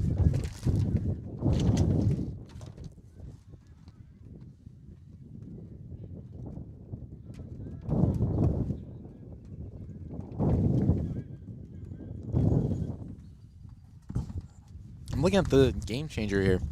For Owen Click's at bat, he went slider, slider, fastball. Interesting. In that order. And this at bat for Ishmael, the ball right there, he's gone fastball, fastball, fastball. And he now has a 3-1 count. And another fastball. Four straight fastballs. That is 5 right there. That is a strike to Ben Ishmael to bring the count full. Fastball's not really been going right down the middle for him, although Ishmael will swing. Ishmael takes a strike 3 at the knees. That one, Ishmael probably thought was a little low. They're 2 away here in the bottom of the 5th.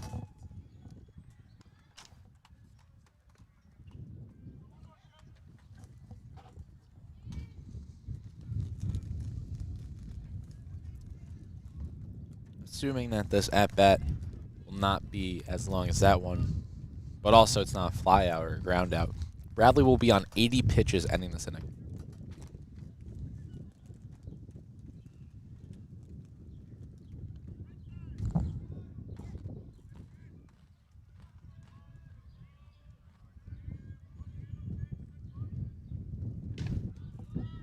There's a strike. It's Charlie Putze now pinch hitting.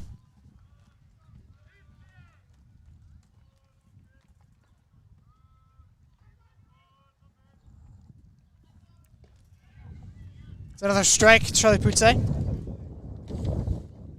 Bradley had 86 pitches against Lower Marion. I would imagine he's not going to go the full 11 game. strikeouts, 7 innings.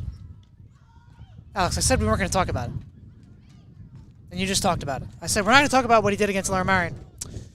And here you go, talking about he did this, this, and this. Well, I thought it was much worse than what he's doing today, but it's not. Putze swing and a miss. Off balance swing there. Forwards go 1, 2, 3. We're headed to the top of the 6th. We will be right back.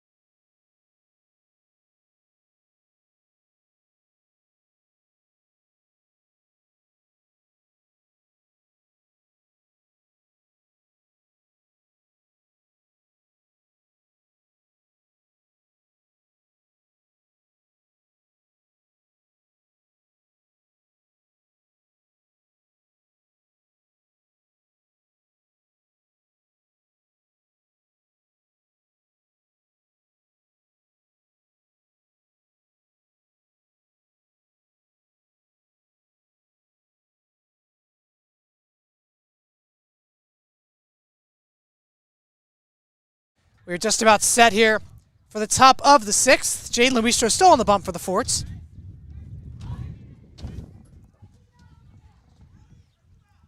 Luistro let bases loaded, but then got 2 strikeouts. That ball is high from Luistro for ball 1.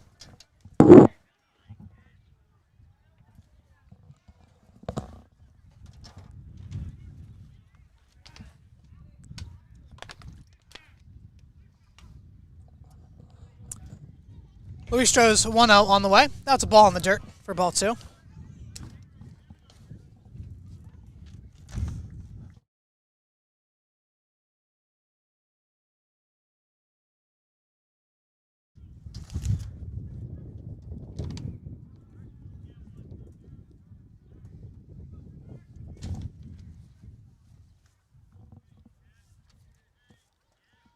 Luistro fires a 2-0. That's in there for strike 1. Starting to get back in this count. I think he can get at least 2-2.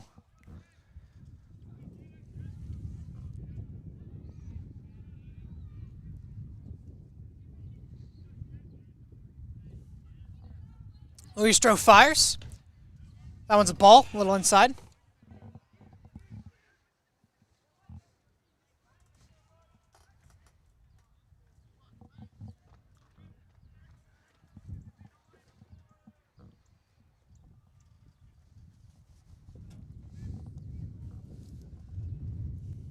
Luistro's 3-1. Gets a swing and a miss there to bring the count full.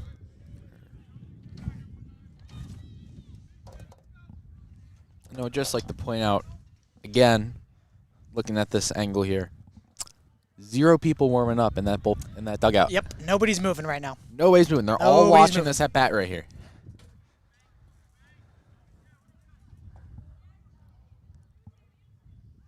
This one's chopped on a hopper to Andrew Brown. He'll throw over. That is the first out recorded. That was Nolan Kalanko grounding out. It'll bring up Michael Sognes. And if you're Coach Brown, this is exactly what you want to see from your pitcher. Yeah, it's pretty good.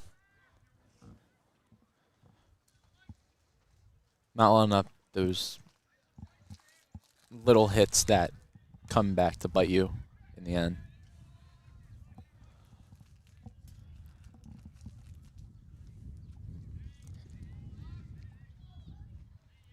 Luistro's first pitch to Sognes. In there.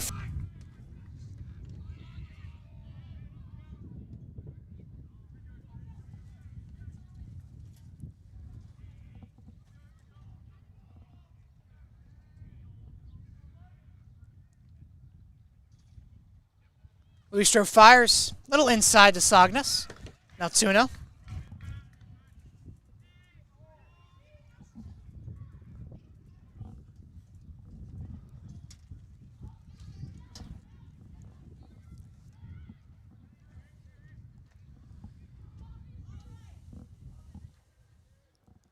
Luistro's got a 3-0 count here to Michael Sognes. That one's in there for strike 1.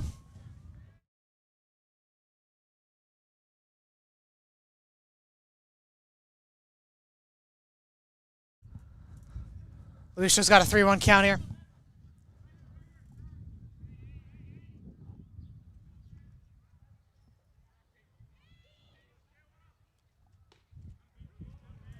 It's in there for another strike.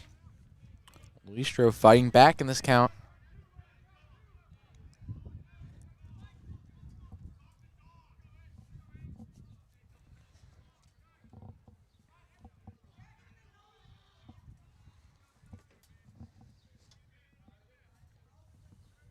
Luistro's got the count full now with 1 out.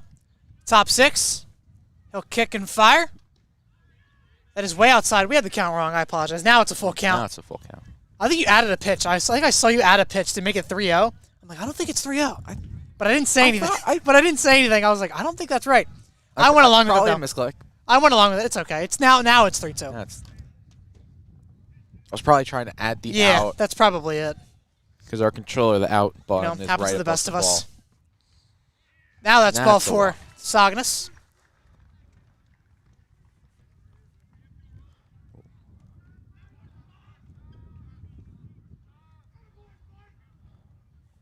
Bring up Carlton Crane as the lineup rolls back around.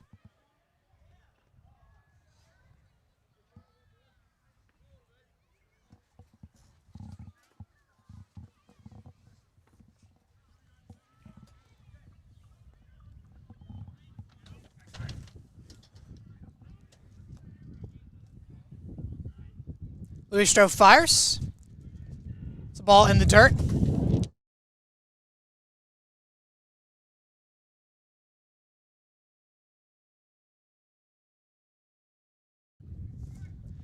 Louis Strode's in a 1-0 count to Carlton Crane, excuse me. I was about to call him Creighton Crane. It's not his name. Pickoff attempt from Louis Strode. Tosses that one over to McCormick.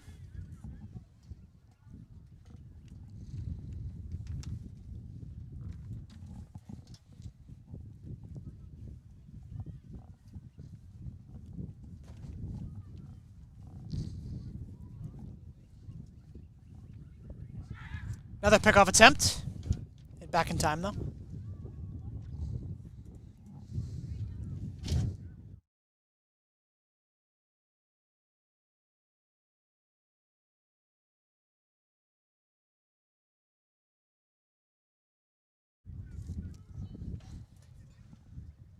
Two pickoff attempts for Louis Strode in a row. He'll finally fire.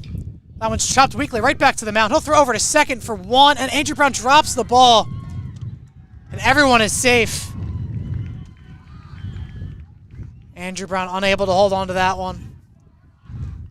Now runners on first and second with one out.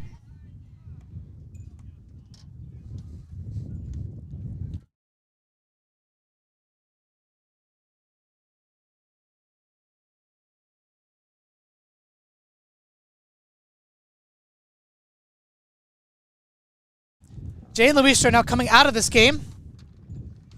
They will give the ball to Lucas Rothstein with one away here. And runners on first and second for Dylan Hirsch. And we will be right back.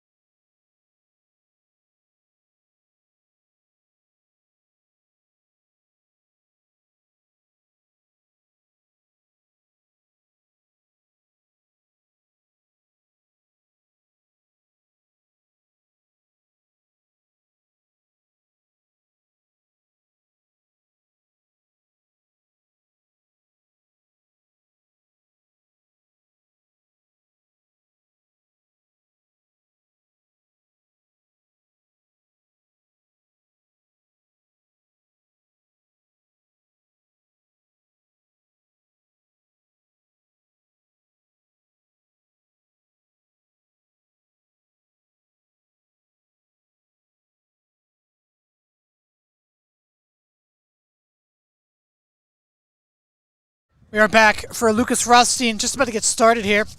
Evan Hawks now batting. I was wrong. Not Dylan Hirsch. Oh, no, it is Dylan Hirsch. What am I saying? It is Dylan Hirsch. I was right the first time. You know, it's like on a test when you change the answer from the right answer to the wrong Yeah. answer, and you're like, ah, this is it. And it's not. Terrible feeling. Rothstein fires. That one's a ball in the dirt. And with Rothstein in now, Luis Day will be done. 1.1 innings pitched, walked 3, 2 strikeouts, 40 pitches with these runners on first and second now. So 40 pitches in not even 2 innings. Not ideal. Not ideal. That's why Rothstein's in now. He'll fire once again. This one's chopped over Andrew Brown. Bobbles a little bit, flips over to Elias. Eats the ball at second. And there's 2 away. Unable to turn 2. Andrew Brown kind of fumbled the handoff there a little bit. But was able to get it to Will Elias.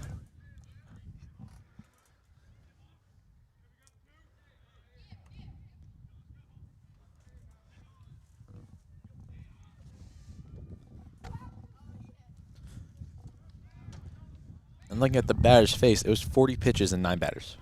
Wow. I don't know the math on that. 40 divided by 9. Not good. I don't know. Just over 4 pitches per batter, which isn't terrible. Although Gavin McClafferty was at 63 pitches and He was 19 cruising. batters. He was cruising. Not completely sure why the Fords pulled him after 4. But Another pickoff attempt from Rothstein. Back in time, though.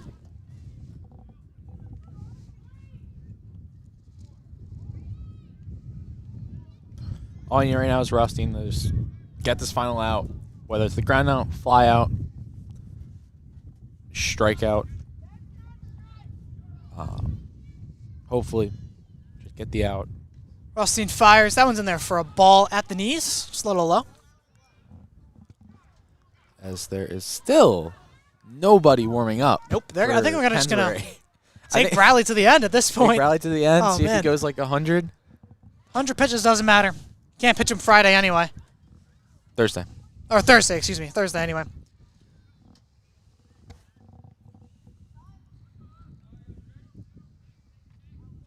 Rothstein kicks, fires. This one's popped out into center field. Durkin able to get underneath that one. For the third out of the inning. We're headed to the bottom of the sixth here. Ford still down 4-0. Leave runners at the corner stranded. And we will see you then.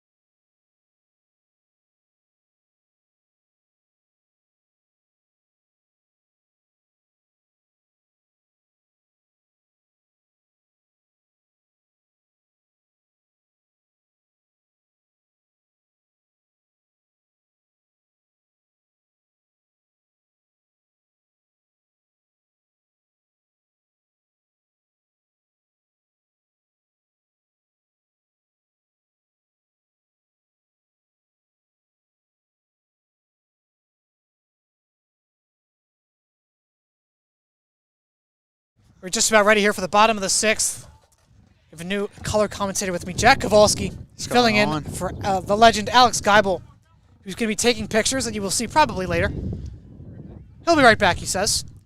First pitch to Rocco Kelleher. in there for a ball. Zach, is this your first baseball game that you've been broadcasting on? Yeah, I didn't even broadcast one last year either. Really? Yeah. Wow. Keller takes that one in there for a strike from Keller Bradley. Grew up around the sport. Wasn't able to broadcast it though. What'd you say? I grew up around this sport Really? though. Love I feel this like everyone sport. did. Yeah. Especially in Havertown. Oh, yeah, especially. Kelleher takes strike 2 from Bradley. Rocco's last name and Bradley's first name are very similar. Kelleher and Keller. Yeah, very close. Kind of a tongue twister to say, so I'm trying to mix it up. Keller's 0-2, or 1-2. That's a weak swing and a miss from Kelleher as he goes down swinging. And that'll bring Ryan Cassidy up for his third at-bat of this game.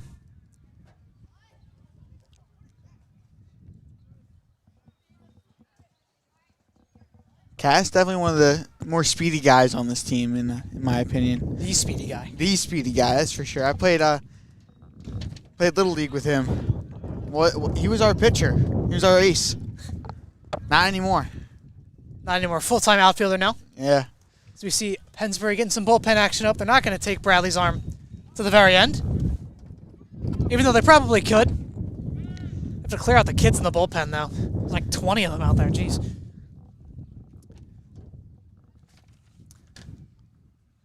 Be Mason Keith warming up, senior. Cass has a 2-1 count now.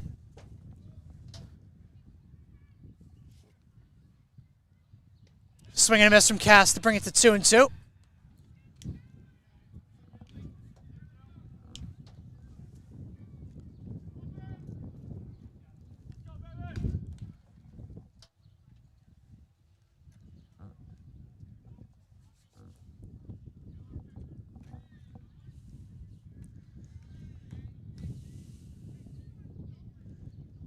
Bradley fires. This one's popped by Cassidy right past the infield. That'll drop in for a base hit. There we go. Cass' second time on the base paths today. His first hit. He's got a hit and a walk today. That's how you start off an inning. I mean, you had that first strikeout, but It's all right. Cass on base is always a good thing. We have the red-hot Sam Sturman now batting. I believe Sturman is 4 for his last 5, going back to the North Penn game. Bradley fires. He gets a swing and a miss there from Sturman.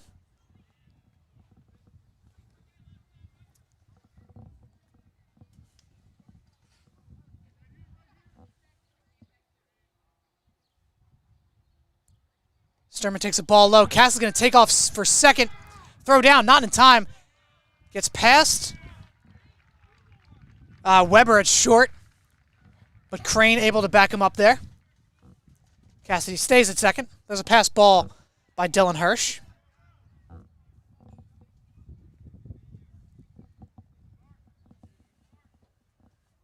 Fords now have a runner in scoring position. The one away.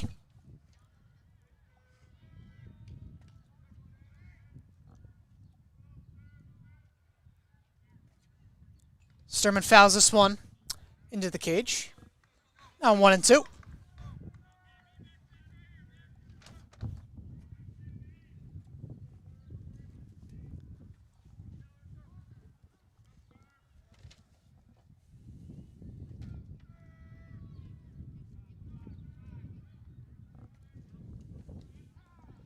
Cass takes his lead off second. Time is called, though.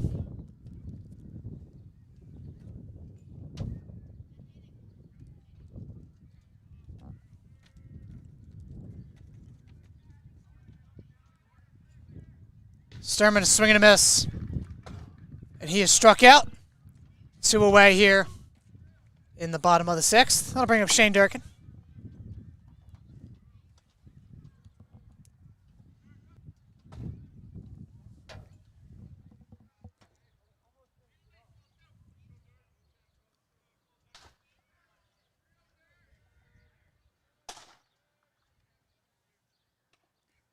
Bradley fires. Strike 1.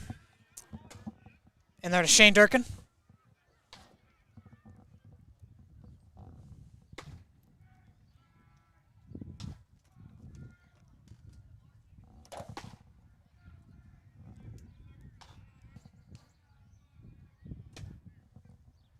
Bradley fires, strike 2.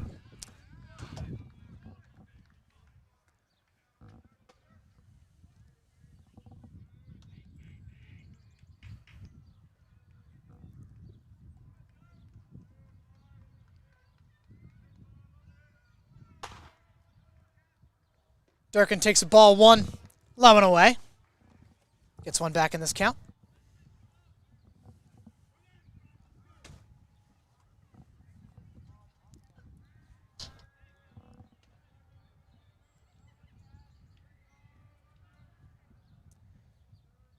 One, 2 to Durkin. It's popped back into the cage. He stays alive.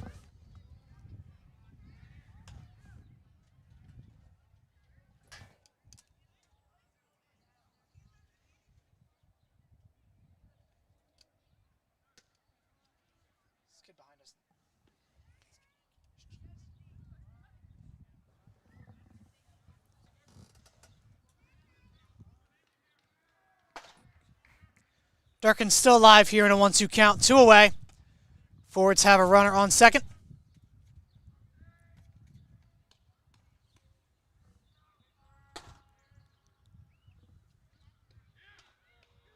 That is taken for strike 3 on a delayed strike 3 call. To Shane Durkin, he is down looking. We are headed to the top of the 7th here at Haverford High School. And we will be right back for that.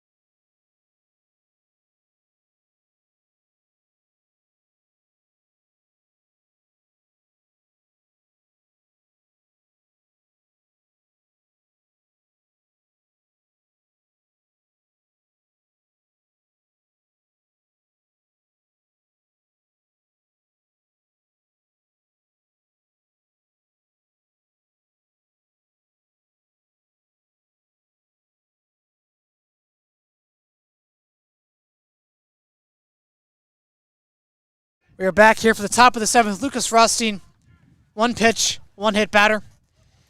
He hits Ryan Weber. Let's begin this inning. If Owen Fleisch, I was going to go talk to him. Mr. Motivation over there. Yep.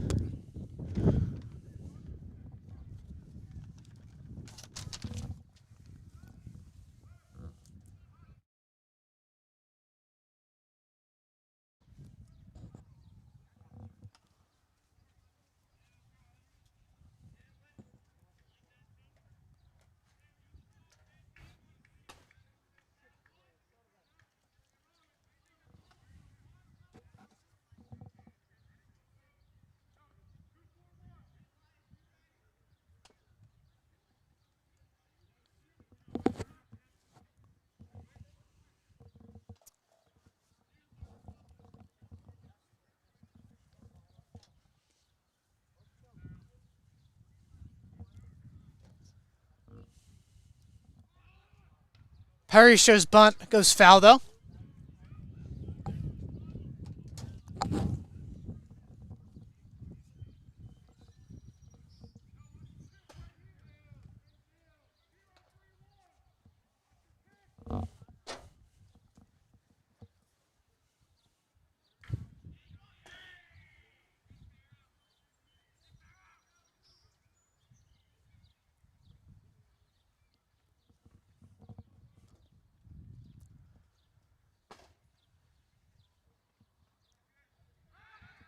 Pickoff attempt from Rothstein.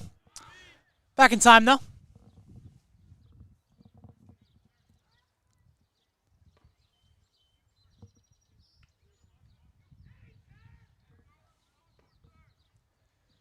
Perry showing bunt once again. Sam Sturman comes in about 10 feet away from him. Trying to move that runner over. Pulls back. This one's sky high. Brown's going to try for this. Not going to get there in time.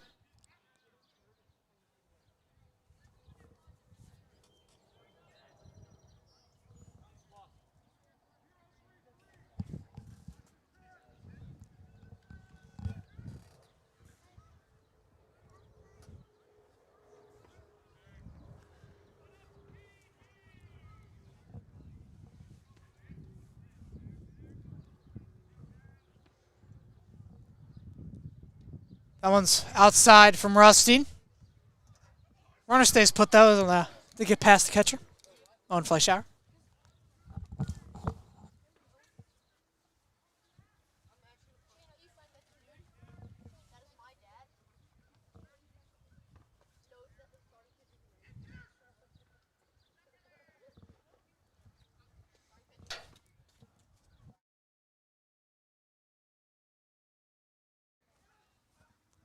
Another pickoff attempt from Rothstein. Back in time is Weber.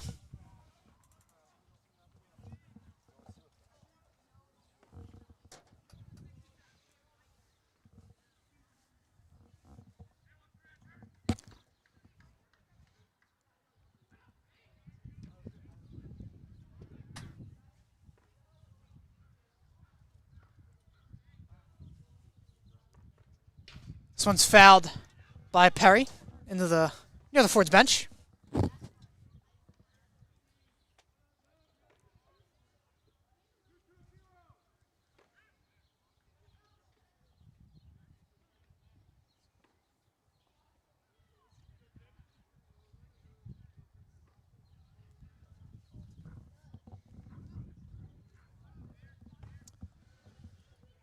Rothstein's got Perry in a 1-2 count here. Runner on first, no outs. He'll fire. This one's short chopper. Elias cannot get there in time. Throw into third on a line. Gets the runner at third. Perry has to make a scramble back to first. Runner at third is tagged out on an absolute laser from Ryan Cassidy. Out and right.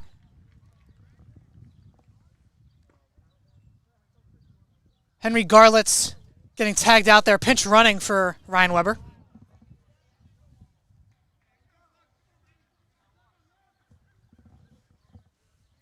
That'll bring up Brendan Zuckerman, the DH, the runner on first yet again, this time with one out.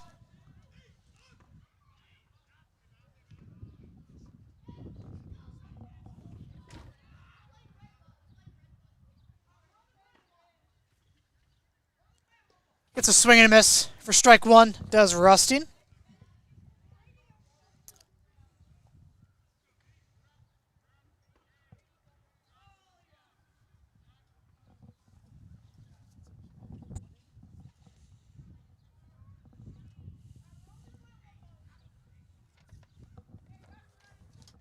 Rothstein's 0-1. That is in there for ball one.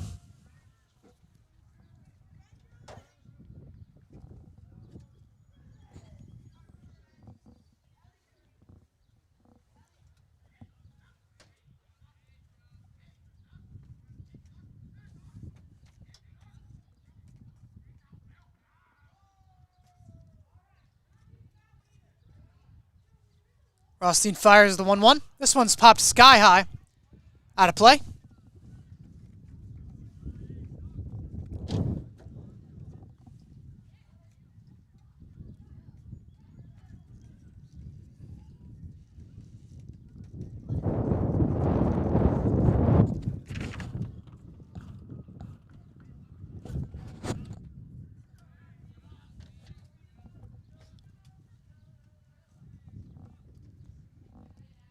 Rothstein, another pickoff attempt.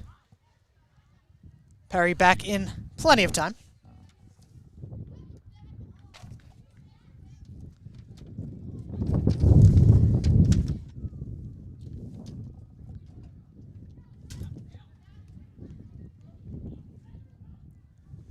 Still 1-1. That's another swing and a miss. Runner goes from second. That is actually a strikeout for Lucas Rothstein. I was unaware. Made the count wrong here at Haverford Sports Media. We apologize for that. That is a strikeout for Lucas Rothstein. Runner does advance to second, though.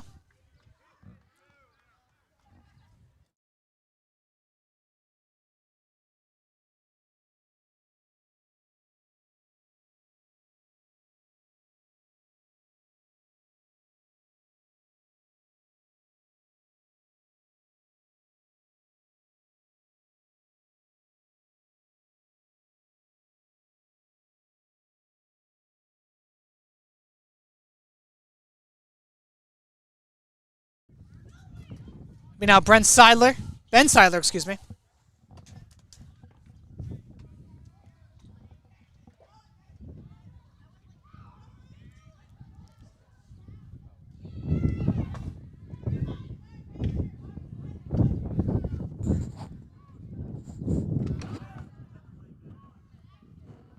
That is a swing and a miss from Rothstein on Seidler. So he's ahead 0-1.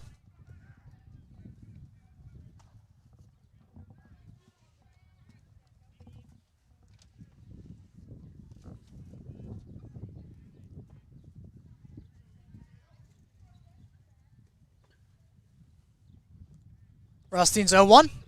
Short grounder over to Andrew Brown. He'll field that, fire to McCormick.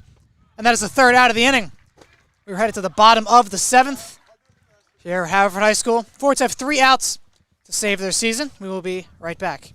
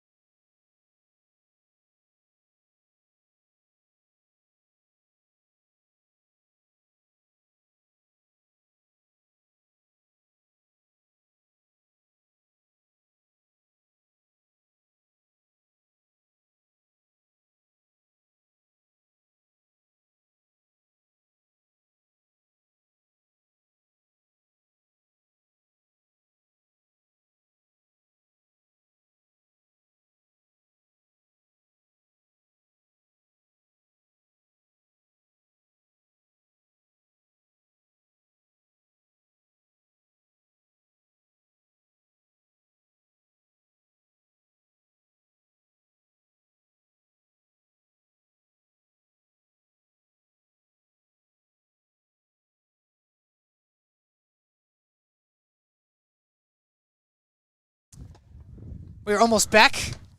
Keller Bradley's still on the bump for Pennsbury. He's sitting at 98 pitches right now. It's honestly insane. They do have bullpen action. Mason Keith is warming up and has been for the last couple minutes. I think, if I'm correct, he can only really pitch 1, maybe 2 at bats max. Oh, yeah, he's not. He's not going far. I think they literally have to pull. Yes. So Forwards here are down 4 with 3 outs left. Got to mount a comeback. If they don't, this is our last Haverford Sports Media broadcast of the year. Assuming they don't mount a comeback, then we do not have Thursday. I don't know how many broadcasts I've done. I don't know how many broadcasts Alex Geibel's done over his years. It's a lot. It's a lot. I'd have to add it up. Yeah.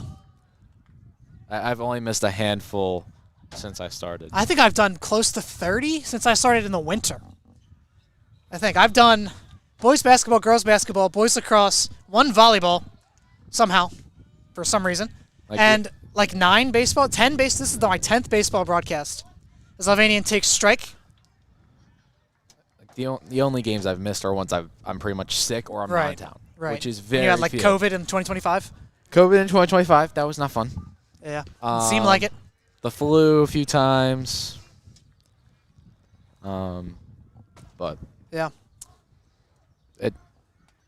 I have to assume it's probably around 200. And Alvanian smacks this one right to the second baseman. Crane throws that one over for the first out. But between like 150 to 200, probably. That Something would like be my guess. You set up like 150 times. Yes. That's dedication. Probably like 20 or 30 of them are literally just me. Yeah, that is true. I remember I used to leave early for basketball. I'd just be like, bye, guys. I would call the game and just leave. Just not even help clean up. Sorry about that. This is Cam McCormick's batting now. Takes ball 1. Getting back at like 11 o'clock some nights. Yep. Ice hockey. Wasn't there a hockey game at 1 I- o'clock that ended at like 1 o'clock? We did a 9:45 I game. didn't go to that game. Okay. McCormick takes strike 1. I was reasonable and I didn't go to that Right. You're a smart man. game. Basketball, those always went late. Yep. Staying after. Shooting some hoops sometimes. Those couldn't be recorded, though. That was maybe not good. McCormick takes strike 2. The senior nights, Yep. always fun. Countless pictures you've taken, too. Countless pictures. You've had a legacy here at Haverford Sports Media. Let me see. Big I legacy should, guy. I should be able to see. McCormick takes ball 2 outside. Probably close to like with the ones I've edited around 5,000. Wow. Not edited, it's probably Is that all time? 25 or 30. All time?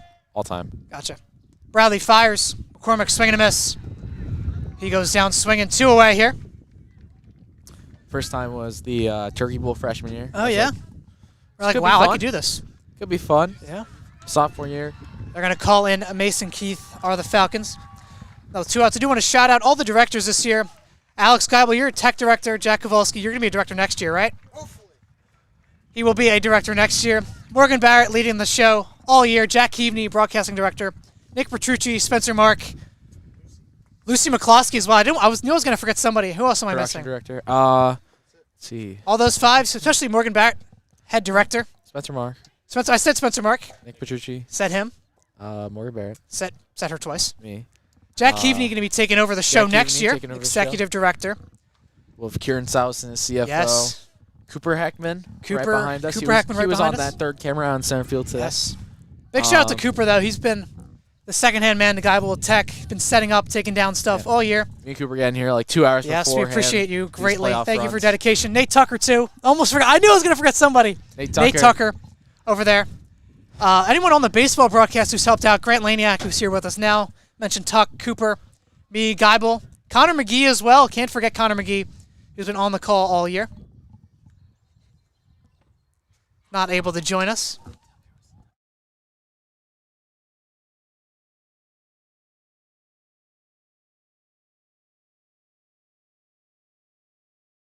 Let's see, who else? Who else is in HSM? We had, let's see, Who else are the seniors? I mean, like Maddie Hassan. She called. Maddie Hassan, she called yes. some games. Yes. I should know. I handed. Yeah, Abby DePlacido, Abby Crowley for boys volleyball. I handed in. The main office needed to know who were all the seniors. Yeah. And I had to fill that out and hand it in. So I shouldn't know all of that. Let's see. Missing anybody? Finn McFadden. McFadden. Austin McConnell. Austin McConnell? He called a few. Really? Really? Not many, but he called a few. That's news to me. Colin Corkery as well. Came to like 3 games. Yeah. Yeah, 3.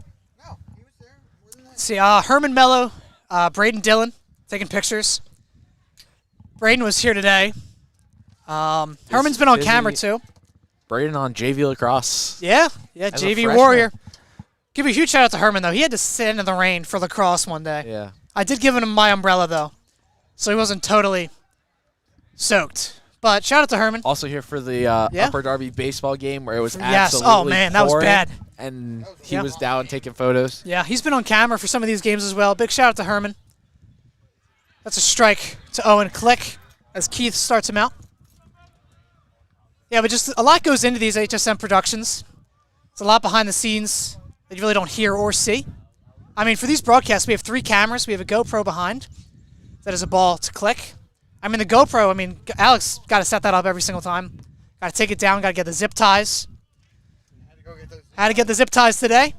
There's a lot of moving parts we have, a lot of wires that I still don't know where they go. As Click fires that one back into the cage. Traveling often with these teams. Yes. Softball, my sophomore year, we went with them very far. They went to the state quarterfinals. Yeah. We traveled, if anyone remembers, the Canadian wildfires. We had to travel in that smoke. That is a strike 3 from Owen Click, and that ends the Ford season as they fall 4-0 to Pennsbury High School here at Haverford. Great season from the Fords overall. Central League champs for the first time in 31 years. We're able to achieve the 1 seed in District 1 6A, but they're unable to make the state tournament. Alex, final thoughts on the season? Nothing short of extraordinary from this team. Yep. This team, I believe my freshman year, they won, if I stand corrected, 6 games. And the year after, they won 3. No. It was 3, then 6. Right. Then 10. Then 13, and then 15. How many games this year? 17? 17. 17 games this 17. year?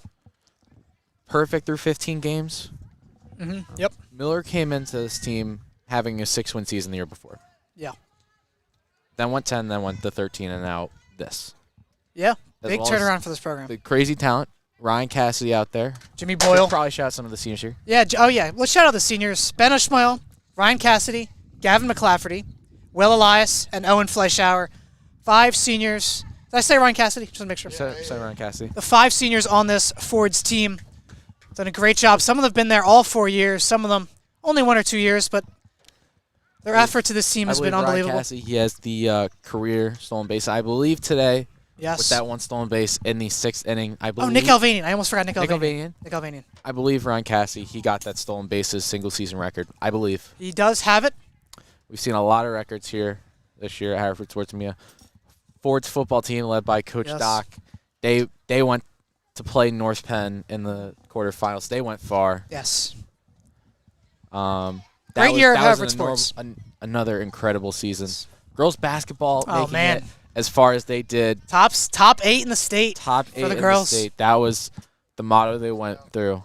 Me and Yep. Sean even at their banquet for something. Oh yeah, we got invited to their banquet. That was quite the time. But yeah, I mean this wraps up I think Haverford athletics for the year, I believe. It does. Softball did unfortunately lose today, 2-0 to Avongrove. So this is the last team that Haverford still had going. So this is our last broadcast here at Haverford Sports Media. Me and Alex talks last broadcast. Well, technically speaking, What? on the Haverford Athletics account, Yes. Haverford will be hosting TBD. the girls lacrosse 2A championship tomorrow night Really? up at AG Cornock Field. Really? So Yeah, we'll have be game hosting, change or huddle up. We'll be Huddle up, hosting yeah. Villa Maria versus I forget who they're playing. Last year we hosted 2 of the championships as well. 3A boys and 2A girls as well last year. So you will be seeing that tomorrow. We will not obviously that'll just Yeah, be we'll not be huddle. here. But that will be at the Haverford Yes. Athletics facilities.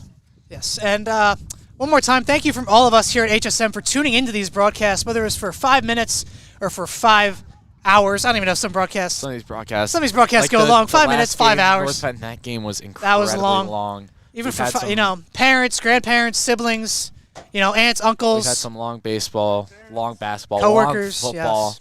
Whoever's watching these broadcasts, teachers, students, anyone related to the players, we appreciate you tuning in. We do this for you and for the players as well. Whoever watches these back, the players watch them back as well. But for one more time, thank you for joining us here at Haverford Sports Media.